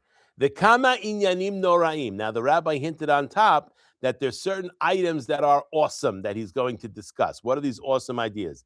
Adam shipogem lemata, a man, a human being. This is not love. This is not just men, who causes damage below, which means in this world. Oseh pegam lemala. He causes more damage in the world above. Kmo shebiyeh bereshit chokhmah. Like it's explained in a book called Reshit Chokhmah. You ever read that book? Very scary book. Ki haaretz ha'elyona ena mekabelet shefa ela mitzadik ha'elyon. The Eretz ha'elyona, what does Eretz ha'elyona mean? Okay, my Kabbalistic boys. What is Eretz ha'tachtona, Eretz ha'elyona? Below and above. Now here's Sfirot. Okay. Eretz ha'tachtona, Malchut. Malchut. Eretz Elyona? Yesod and above. No. Bina. Bina. Eretz is female. Aratzot, not aratzim. Eretz is female. So Eretz Ha'elyon is the Binah, which is the female that's above, right? Then Eretz Tachtona is the female that is below. Good, very good. So when a person does damage in Eretz Ha'elyonah, there's damage in Eretz Tachtona, there's damage in Eretz Ha'elyonah. Why? Because the Eretz Ha'elyonah enam mekabel shefa mitzadik elyon. The Eretz Ha'elyonah only receives shefa from the tzaddik elyon. That tzaddik eno mashpia alaba. The tzaddik only has hashpa'ah to her, no one else. What is the tzaddik? What do we say about Noah? One wife. Tzaddik doesn't need more than one wife. Kasher ha'adam mechamem atzmo levatala, when a man causes himself to be heated up, but in an inappropriate, because it's levatala, there's nobody there that's worthy, right? Gorem shabrita alyon yishtabed. He causes that the brit is going under shibud. What is shibud? Enslavement. Lashpia shefa tov ha'alyon lechitzoni. And what's the shibud? To the chitzonim, to the outer forces. This is side eye? What's that? This is shivcha, right? That key. This is talks about the shivcha on the holidays. We have Rosh Hashanah Kippur. We have the halacha that talks in the tefillah. It says that the shivcha should not be leading the baal, being the person. I forgot the exact language. Maybe he's going to bring it up here. Ubiyoto baal keri, when a man has a seminal emission. Shumit hamema ide lilit. You said it. What's porn? Lilit. Yeah, that's the, Boom. the angels. The kohotea and her forces.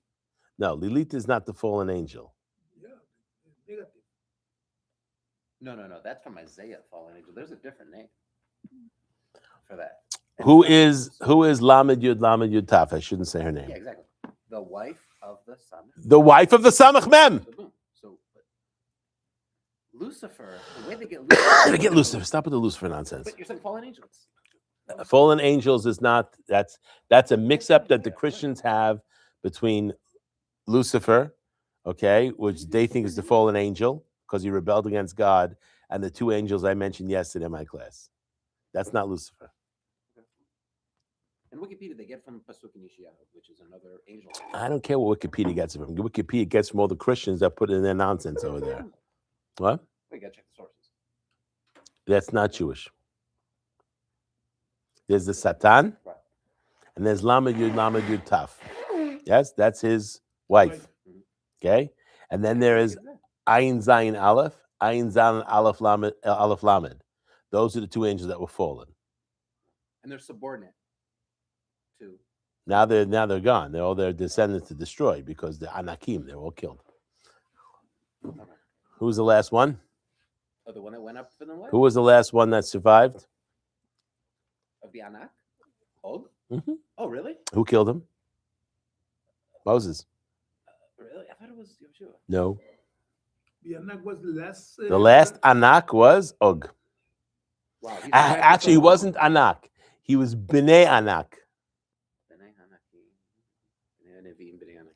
Magog. Og, not Magog. Og. Og Melech HaBashan. He was the Yeter HaRifaim. From the leftover of the Rifaim. He was the last one. Og was killed by Moses. Okay, that's from the two angels that fell. But Lamed Yud Taf is not a fallen angel. She's the wife of the Samach Mem. Okay? Yagon Vanacha. Very good. Yagon v'anacha. Very good. Pay attention to the parentheses. The kochotea gamken he levatala, and so what happens when a person is engaging themselves in thoughts that are improper with a woman that's not his wife? That's called lamed yud taf. The chol rek ubatala hem achitzonim, and the chitzonim are rek and batala. Rek is empty, batala is canceled. Nimsa she'ashefa שהשפע שהיה ראוי שתקבל אותה הגברת.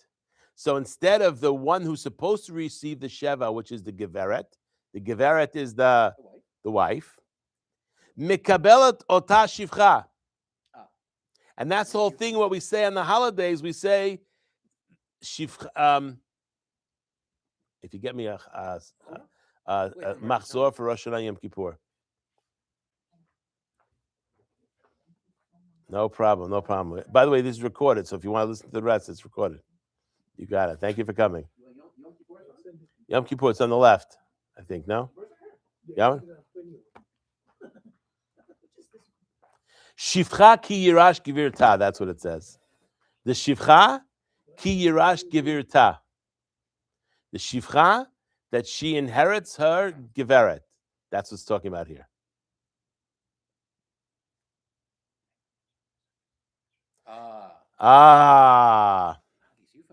Yes. Now that you're gonna understand the Siddur a lot better now that you read this book. The Katav Od, also written. Sham ki hatzadik hanikra tov. Tzadik is called tov. Gorem lamshich or hayesod banekeva. He causes the or of the yesod to be brought down to the nekeva. Kevan shezei shpi'o lebatala. But because this one who's not a tzaddik causes there to be shefa levatala, yes, nizdamna lamed yud taf. Then she comes, she's invited. Sham, shehi nikret reku batala, and she's called rek and batala. Rek, empty, and batala, nullified, canceled. Rek. Rek. I'm not changing the language. All right. Not even for you. What are you saying? What are you trying to say? I'm not what you're saying. Reka, is that a Hebrew word? Reka? Yeah, Reka. In modern Hebrew and ancient Hebrew? Okay, but we're doing feminine. In modern Hebrew and ancient Hebrew. Question to you. No, good luck. Now let's understand, what does the word rek mean? Empty. What's empty? Collapsed Feminine. space. Nothing, vacuum. Feminine. Question is what you're filling here. Okay, The bor rek en bo mayim. Bor is feminine, borot. Rek, the Torah says. It doesn't say habor reka en ba mayim. The bor rek, borot. Because borot, we can have exceptions like. Is bor a masculine or feminine? Go to my dictionary and find out. Well, your dictionary find out. In the Hebrew, bor would mean an empty pit. Empty pit, of course, is going to be feminine.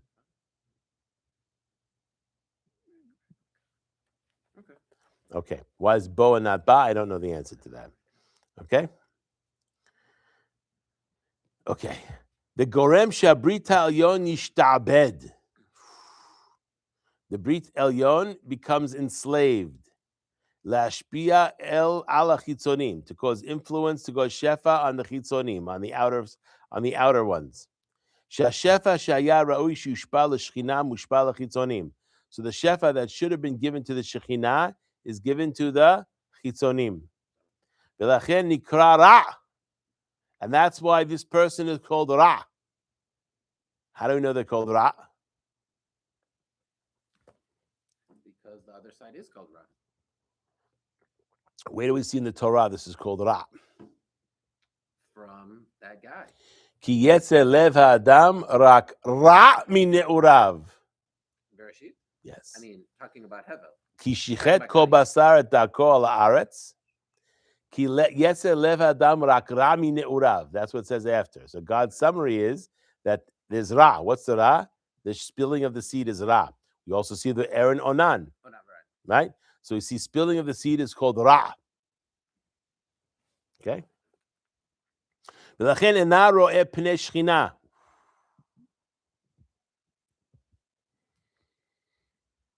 I told you, Reshut Chochmah is a tough book.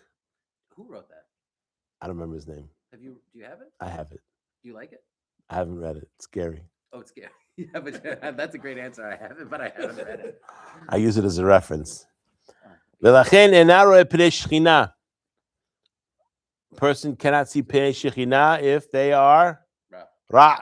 Behaving in a right way. That's correct. Dahainu hatov hatzafun hanishpa la kevan shepagam la. So therefore, how can he see the shechina? What the whole goal? It says the Rambam says Tzadikim yoshvim v'yitrotahem v'nashehem v'nehenim v'ziv hashekhinah. The whole purpose of living in this world and going into the next world is to nehenem v'ziv hashekhinah, right? To receive pleasure from the shine of the Shekhinah. How is a person going to receive pleasure from the shine of the Shekhinah when he's giving donations to the Lamed Yud Taf? He can't see the Shekhinah. He has to fix that. That's the tikkun. You hear? Yes.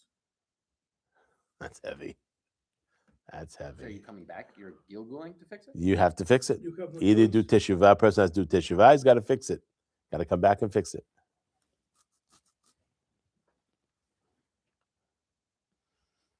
Very serious stuff. Listen, of course we have to get the serious stuff. It's on Brit Milan, Ot, okay? That's what he said, Kama inyanim noraim. Prepare. And then people leave. And people Wow. Okay, let's continue on in the Shaare Orah. V'lif amim nikret b'Torah b'lshon ot.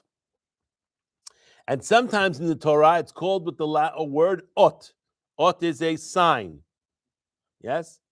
Lefi shebi midazo, this midah, which is the midah of Yesod, tiluyim ha'otot ve'amoftim.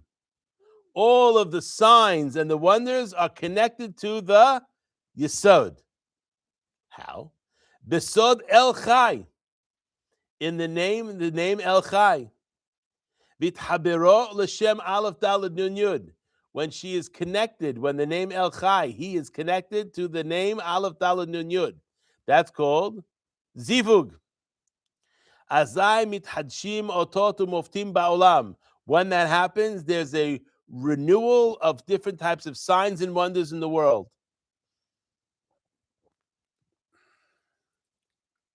Vayera el Avraham, el Yitzhak ve'el Yaakov, be'el Shaddai, ushmi Adonai lo noda'ati lahem. Okay, so Avraham experienced otot in moftim. Yes, that's El Shaddai. Moshe Rabbeinu is going to experience otot and moftim, but that's Yud Kei Vav Kei, Yad Hoya. We'll talk about that. Okay. Why is it under a different name? Why Yud Kei Vav Kei? Because Yud Kei Vav Kei denotes the... Let me answer. Because Rachamim for people who deserve it, and Din for people that don't deserve it, and people with go the to- same item. Same name. No. Item. What do you mean? The same ot is what punishes the Egyptians, Oh, okay, right. and the Jewish people They are... take the water, it's blood for them. You take the water, it's water. Okay. That's Yud Kei Vav Kei. I didn't get it. Yud Kei Vav Kei is the same ot, the same sign, the same wonder. For those who are righteous don't get punished, and for those who are wicked get punished. Means there's a hafla'ah, there's a separation between the righteous and the wicked. That's Yud Kei Vav Kei.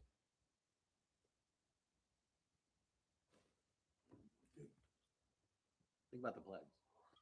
No, but what I was really thinking is that even though it goes to both of us, one comes as a reward and the other one as a punishment. Or one's a salvation and one's a punishment. The ultimate was Kriyat Yamsuf. Kriyat Yamsuf, Ki Yad Hashem It's Hoya. a reward. For us, it was salvation. It wasn't just a reward, it was getting rescued. And for them, it was their death. The same item. Same water. Same ot. The same ot was used for both. That's Yud Kei Vav Kei. That's what I said. Okay? When the ot is only for the righteous, that's El Shaddai. That's El Chai.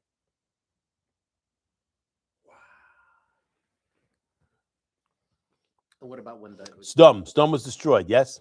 How was it destroyed? Go free from Melach, right? Now, Abraham wasn't living there. Lot was taken out. Lot was saved. Okay? If I'm not mistaken, it says, Vadonai himtir al Sdom va'amorah. Why is Yud Kei Vav Kei used? Because Lot was taken out So there's really no and they were innocence. killed. Okay? Where's an example of ot that's only for the tzaddik?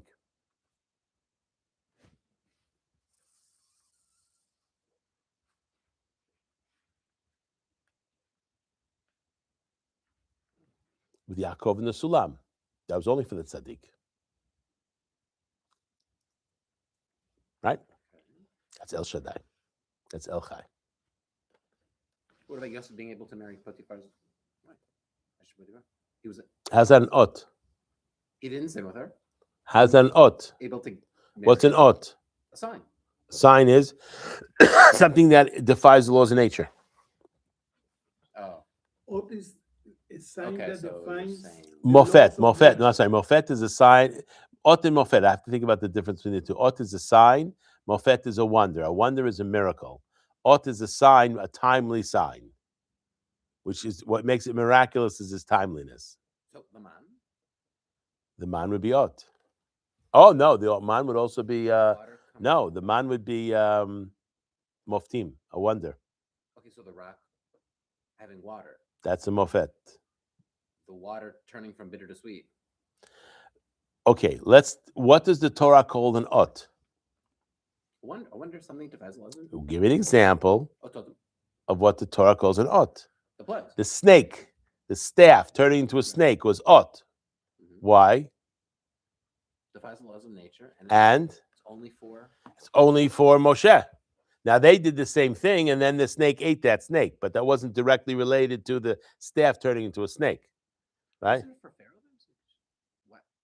Why was for Moshe to know that it's going to turn into a snake or not? First of all, the oath was also for the Jewish people. Okay, that's Okay. Okay. He's going to explain it on the bottom. Okay, it should be midazo tuluyim otot ve'amoftim. So in the midah of El Chai, the otot and moftim are tied to that. Besod El Chai bitchabero b'shem Aleph Daled Yud. El Chai is connected to Aleph Daled Yud. Azam itchadshim otot moftim ba'olam. Then there's a renewal of otot and moftim in the world. Kishenismach geula l'tfilah b'tziat Mitzrayim.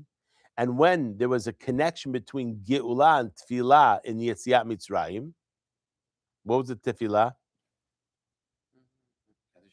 Very good. That's what I think it is. Az Yashem Moshe. Nithadshu kama otot kama nisim v'niflaot. There was a renewal. There was a new of new signs and wonders. Besod vayar Elohim et bnei Yisrael vayeda Elohim. Besod vayzkor et briti.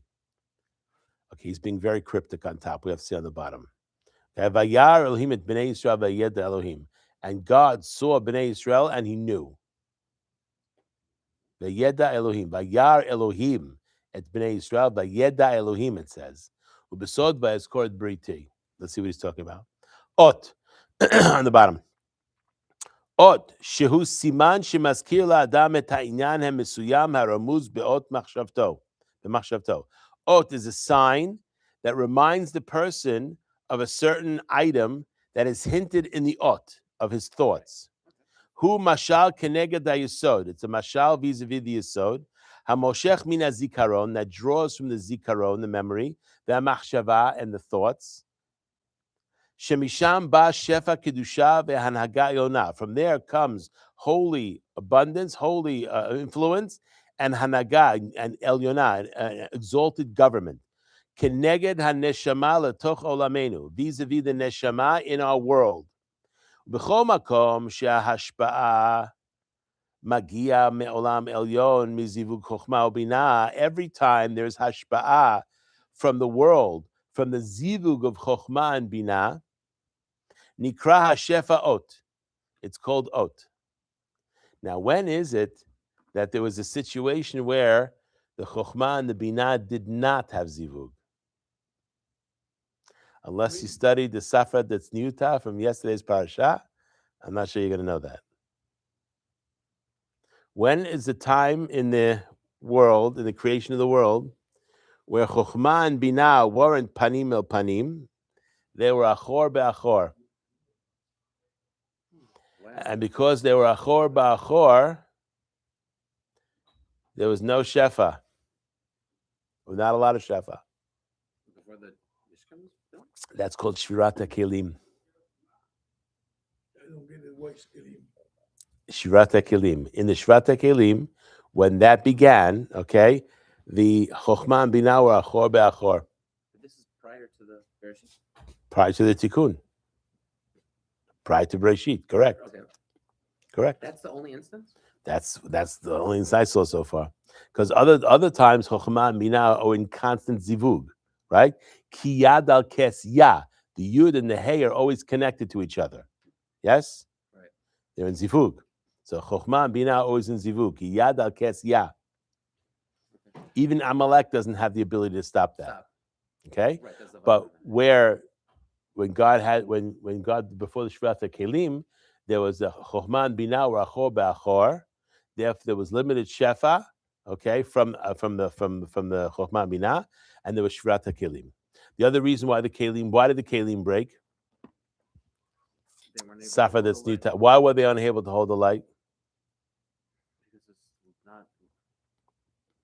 Because each one was in a line, one under the other, and there was no partnership. Right?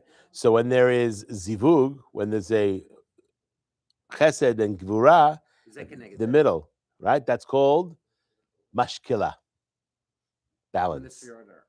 So when the sfirot are in balance in mashkila, that's the world of the tikkun. In the world of shvira, the sfirot were not in balance; they were one after the other, and that's why they broke. You know about And also, there's another problem. When the sfirot were like that, they were achor bepanim, right? Because the one above is achor, and then the panim is like this. So it's not a full zivug. Whereas when they're like this, they're facing each other. But if you have panim el panim, the opposite is achor. No, there's 4 levels. There's 3 levels. There's panim el panim, there's achor el achor, and there's panim el achor. Actually, 4. It's actually in a shura when they're in a shura. No. You can't. You can only have panim el panim when they're next to each other. Yes, that's called mashkila. Mashkila, fine. Balance. Shigur da. Okay. Wow. כרגע הנשמה לתוך עולמנו, בכל מקום שההשפעה מגיעה מעולם היום מזיווג חוכמה בינה נקרא שפעות. ולכן שבת ומילה ותפילין. Shabbat, milah, and tefillin. What do those 3 things have in common? Shabbat, milah, and tefillin. What do they have in common? They're all from Yesod. They all are called ot. Shabbat, oti beni ubenechem. Tefillin, ukshatem leot ayadecha ve'lotot tofot benecha. And brit milah, ot. Okay, so we see those are the 3 items that are called ot. Okay. Ha'arat ha'kedusha me'abina hanikraim ot. And this is ha'arat ha'kedusha from the binah. And any ha'arat ha'kedusha that comes from the binah is called ot. The Zel Shana Ramchal, B'derech Hashem. And this is what Ramchal said in Derech Hashem. What type of a sign would they be? They call ot. They get ha'ara from the binah. So therefore it's tefillin. Then you have Shabbat, and you have Brit Milah. Come from binah? The ha'ara comes from the binah. Shine. She'inyana tefillin hu shit'ater ha'adam b'kedushato yitbarach. What is the inyan of the tefillin? Yit'ater becomes crowned. The person becomes crowned with the holiness, his holiness. Yes? What's the holiness of the tefillin? The Shemot, the names. That's why the tzitz is not as holy as the tefillin, because the tzitz only has one name. Benatan haboreh leYisrael sheyu mamshichim alehem mamash b'kedushato yitbarach v'yitatru bo. And God gave gave to the Jewish people that they should be drawing to themselves mamash, really, from the holiness of Hashem, holiness of God, yes, v'yitatru bo, and they should crown themselves with it. Okay? וכתב שם שהטעם שלא צריך לתפילין בימי הקודש. Why is it that we don't need tefillin on Shabbat, Yom Tov, and Chol HaMoed? Since we are given crowns on a man. Let's see if he says that. Because the Torah tells us you have to wear tefillin all the days. Yes? Miyamim yamima. What does that mean? All day, every day. Miyamim yamima. So why don't we wear tefillin on Shabbat, Yom Tov, and Chol HaMoed?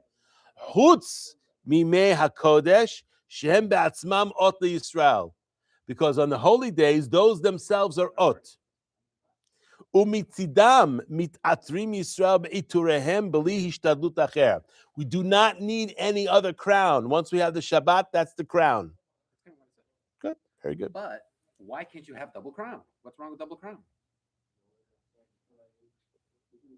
Can't eat at two tables. They're going to compete with each other. Have you ever seen a king wear two crowns?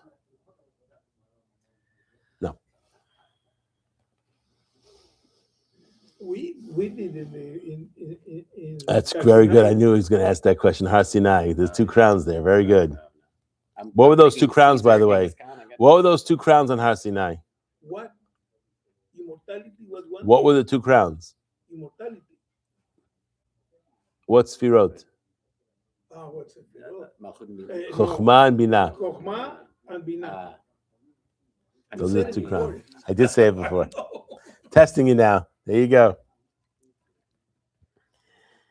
The inyan ha'iturim bi'er b'nefesh chaim, and the iturim, the crowns, nefesh chaim explains. Shebematan Torah haya or ha'neshama chofef u'me'ir al ha'adam. In Matan Torah, the or of the neshama was chofef, was surrounding. Chofef is floating, and me'ir al ha'adam, on the person. Besod ba'atara she'itera lo imo b'yom hatunato yom hatunato b'yom simchat libo. That's Matan Torah. Shem haneshika pe'el peh. This is the neshika pe'el peh. This is the relationship we have with Hashem and Har Sinai. Pe'el peh. Minishikot pihu yishakeu minishikot pihu. Very good. The ketarim shel chokhmah binah. He's going to bring it up here. The ketarim of chokhmah and binah. Kenega the neshama shnitatru bahem Yisrael b'matan Torah. Is vis-a-vis the neshama that the Jewish people were crowned on in Matan Torah. So chokhmah and binah correspond to those two ketarim. Good? Let's do one more. Wait, they got an extra neshama? That's what it says Okay, here. okay, fine. So that, okay, fine. What neshama did they get?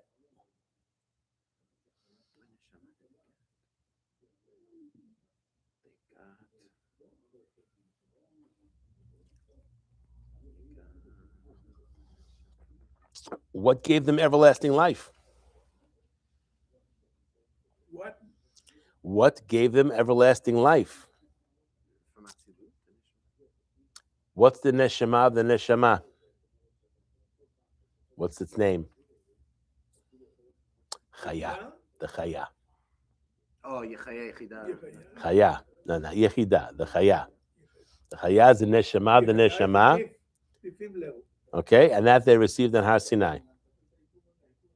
We received We did, and we lost it quickly. 40 days. Ha'otot ve'amoftim. Let's do one more. Ayen Ramban. Look at the Ramban. Resh Parashat Vayera. In the beginning of Parashat Vayera. Shehanagat El Shaddai hu HaKadosh Baruch Hu manhigat ha'olam behashgacha shel nisim nistarim b'derech hateva. So what is the Hanhaga of El Shaddai? That God runs the world with nisim that are nistarim derech hateva. What does that mean? The rain? I've said before that there is no such thing as teva. Everything is nisim. The difference is teva is nisim nistarim, and then there's nisim gluyim, which is me'ala teva. But there's no such thing as teva. Every time the sun rises in the morning, it's a nes. It's a nes nistar. What makes it hidden? That it happens every day.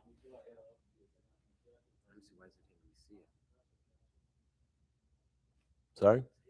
I mean, nature is a construct from apikorsut. what? Nature is a construct from apikorsut. What are you going to say? You're going to say It's to that divorce God from the world. That's nature.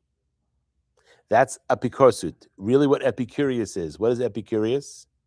That God wound the clock and then let it go. and stepped back. That's called Epicurus. That's where the word Epicurus comes from. And that is not Judaism. What are you calling the pollinization of trees? There is no nature. And It's all nisim. The difference is they're revealed miracles and hidden miracles. What are hidden miracles? Everything that we call nature is hidden I don't miracles. see why it's hidden. You can see it happening. No, what's hidden is the fact that it does not inherently obvious that God's involved. That's what's hidden. Still a miracle. It's obvious to me. You can look at it as a miracle, or you can look at it as nature. If you're looking at his nature, what you're saying is God is not involved. If you're looking at it as a miracle, you're saying God's involved. He's just hidden. Why can't you call it nature controlled by God? That's not the way this is What if you're drawn. speaking to a normal person? I don't know what you mean speaking to a normal person. Who am I speaking to normal? I'm going to teach this to normal You're gonna people. say the word nature? No, you're speaking about. I've said it. You talk about the people come to this class on Shabbat. I've said there is no such thing as nature. There is no such thing as nature. It's all miracles that are hidden. That's nature. Adonai hu ha-Elohim. What does that mean? Translate, there is no such thing as nature. Everything is Yud-Kei Vav-Kei. Because he's creating the world every second. Okay? It took for the Jewish people to say that an open miracle, like the fire coming down from the Shemayim. Someone who's Yirat Shemayim, true Yirat Shemayim, has a good relationship with God, recognizes there's no difference between when the fire came down from the Shemayim and then the fire burnt the offering without coming from Shemayim. There's a story in the Gemara of Rabbi Pinchas ben Yair that basically it was a shortage of oil, so he basically commanded the vinegar to light, and the vinegar lit. Yes, he did. And he said, what's the difference? The oil lighting is also a miracle. Just like I say, the oil to light, the vinegar lights. One's an open miracle, one's a hidden miracle. Hidden miracle is basically what's hidden. It's not that the miracle is hidden, it's God is hidden. The revealing part is not the miracle. The revealing part is the hand of God. When there's a miracle that changes nature, then that's an open miracle, which means God reveals himself in that miracle, right? But what we need to understand, especially if we're going to be in this class, is that even when it's not an open miracle, we recognize it's the hand of God. Therefore, there's no nature. Nature implies no God. It took me all the way to here to learn that. Why is that so difficult? No, I'm saying close because everything is an open miracle to me. I know why it's happening. You do? It's an open, what does it mean, open miracle? The tree gets pollinized. I mean, you. And that's an open miracle? You see the hand of God there? If you see the hand of God there, okay, then for you it's an open miracle. But if everybody else is a closed, okay, let me correct myself. An open miracle is something even an idiot would see. A person who doesn't believe in God sees an open miracle, guess what? Vayaminu b'Hashem Moshe There's no Avdo. atheist in a foxhole, right? There's no atheist in an open miracle. Open miracle, the atheists disappear. They crawl into the foxhole. Okay, they're done. Okay, what a closed miracle is that a person who doesn't believe in God doesn't think it's a miracle. They think it's nature. They think it's nature. For a person who's a person who's proper Yirat Shamayim, it's all miracles. Open, closed, who cares? It's all miracles. It's all Hashem's hands. That's it. What makes us happy. That's it. That's exactly right, because then we see Hashem is involved with our life. That's exactly right. So there's a relationship. That gives us simcha. Very good. I like that. So we see from here that God runs the world. B'hashgacha shel nisim nistarim b'derech hateva. He runs the world how? With hidden miracles, which is called derech hateva. Generally, when you say derech hateva, you mean it's not miraculous. Therefore, teva is wrong. But it's really just a hidden miracle. It's a hidden miracle, which means God is hidden. The Hanagata Geulah shel Yetziat Mitzrayim and the Geulah of Yetziat Mitzrayim. He b'shem Havaya. What's the name Yud-Kei Vav-Kei? What is the name Yud-Kei Vav-Kei? Open miracles. Shehi Hanhagasha Nisim Gluyim. Revealed miracles. Shebaim me'olam elyon, that come from the upper worlds. Yoter me'al Hanhagata Teva. Above and beyond the Teva. That's called Nisim Gluyim. That's Yud-Kei Vav-Kei. The kol hanhaga shehi elyona yoter mehanagat hateva nikraot. And any hanaga, any government, any running that basically is above the level of teva is called ot.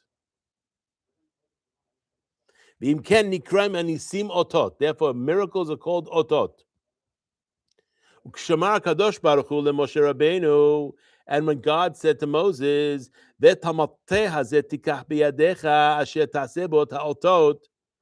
you take this mateh in your hand, and with this mateh, you're going to do the otot. Natan lo akochla, and he get Am Yisrael. He gave Moshe Rabbeinu the koach to guide, to lead the Jewish people.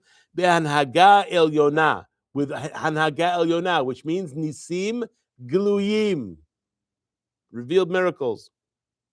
Behanhaga el Yonah, zot hamshicha. Hamshicha bebet hamikdash b'asar nisim, and this is in the Bet Hamikdash. In Bet Hamikdash, there were 10 open miracles that happened every single day.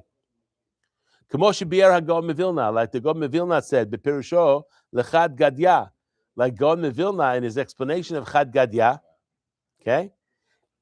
And an inyane hakavod v'chol hatovot shayu bebet hamikdash nikru al shem hamateh. That all of the items that happened in the Bet Hamikdash were by the name of the mateh. The ata hutera. What's a hutera?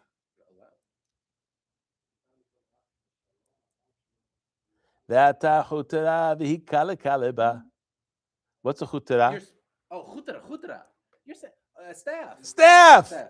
Bata de chutera. That thing kalba. So all of the miracles of Chad Gadya start with The staff? the chutera. Hamateh hu hamakel shebo nig'alu. This is the makel that they were revealed with. Okay? The kabol of Paro Mitzrayim and Mitzrayim, and this is what Paro was hit with in Mitzrayim. Vishtamshu bo ad chorban bet harbayit harishon, and this mateh basically was used until the destruction of the first temple. Well, who used it though? They had it. That's what it says here. They used the mateh until the churban of the first bite. Imagine that they kept the staff. Oh, now we go deeper. Ube'oma kainyan bir haramchal. Here we go deeper now. Let's go. Sefer Klalim. Shehanagat Zeranpin, the Nukva, the government of Zeranpin in Nukva, he hanaga shemotzia et hachumriot. This is the government that brings out the materialism. Hanhagat teva. The Gimel Rishonot hem amochin, and the first 3 are the mochin. Shebaim Zeranpin me'abba ve'imma, that come from Zeranpin from Abba and Imma. Shem harat hanir kevet bechomer. This is hara. This is a shine from above that is mixed in with the chomer, mixed in with the materialism. Shayu sham otot moftim nuvoah, and that's where you have otot, moftim, and prophecy. Sorry. Ubishinu kama hara shemitrakevet bechomer mishtanim azmanim. And with different types of ha'ara, okay, in the chomer, that's how the times change. Ubizman bet hamikdash, in the time of the temple, haya hanhagat gadlut. It was hanhagat gadlut. It's gadlut and it's katnut, yes? Shayu sham otot moftim nuvoah, because in the temple we had miracles, and we had wonders, and we had prophecy, the first temple. Them kulam inyanim habayim mimoche abba ve'ima. And they come from the moach of Abba and Ima. Yes? Uklalahu, and the klal is kol ma shelamala min teva, anything that's above the teva, ba mimashu lamala min havav ketzavot, comes from something that's above the vav ketzavot, which is the chokhmah and the binah. Omnam lo nitkadesh olam lo yita nevuah ela leyechidim, but it wasn't for the whole world; it's just for individuals. The akarat adom baruch Hashem, and recognizing aleph daled nun yud. Lo hayta ela mikoach otot moftim, only through the otot and moftim. What's the difference now in the time of the Mashiach? What is the It'll be difference? obvious. It's going to be obvious too. Everybody. Everybody, even the Goyim.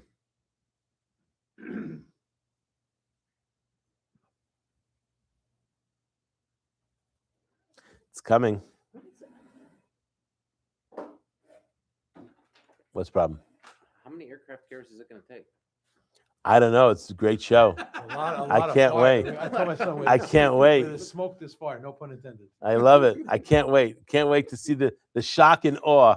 Yes. I don't know. Trump shock and I awe. wrote to this morning. I said, I don't know if I should be scared or think that they'll or laugh. Who's scared? Why are we scared?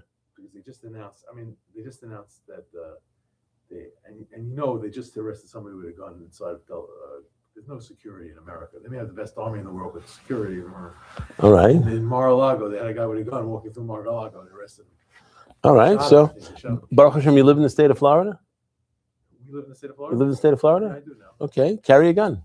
No, I'm not worried myself. I'm working at the historical. Okay. Well, if I'm worried about the people in the Iranian Persians announced that they're gonna hit if Israel gets hit. They go. America didn't play. Didn't say Israel. They said if America invades, they're gonna hit America inside. Okay. Targets. In other words, They're sleepers. As I said, the Ramban. What does the Ramban say? V'chamushim alu itami b'nei Israel. What does the Ramban say over there? What is chamushim? Rashi gives two opinions. Right. Opinion number one is armed. Armed or one. So Ramban asks a question: why did they have to go out armed? What are they arms for? Then he asks another question. He says, Paro comes and sends them out when? Middle of the night. Kumu tzu mitoch ami. Yes? When did the Jewish people leave? Why did they leave in the morning? Why did they leave at night? No, they didn't leave at night because God wanted everybody to see them leave. He wanted it on YouTube. Why? Because people that are free don't have to leave in the middle of the night and run away. People who are free can leave in the morning. People who are free carry weapons. That's what the Ramban says. The mark of freedom is the ability to carry weapons. Oh, a little bit before the founding fathers. I'm answering the question.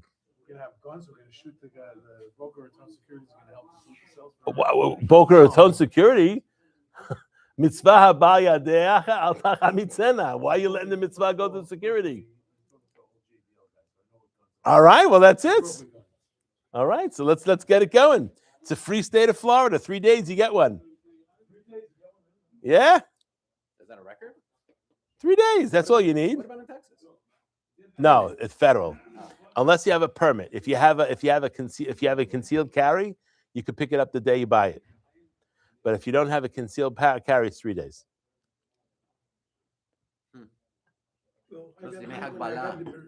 Mehagbalah, exactly. Mehagbalah, exactly. All right, let's see if this is a place to stop. Yeah, this is a good place to stop. Okay, Baruch Adonai le'olam, amen ve'amen. These get more intense. That's good.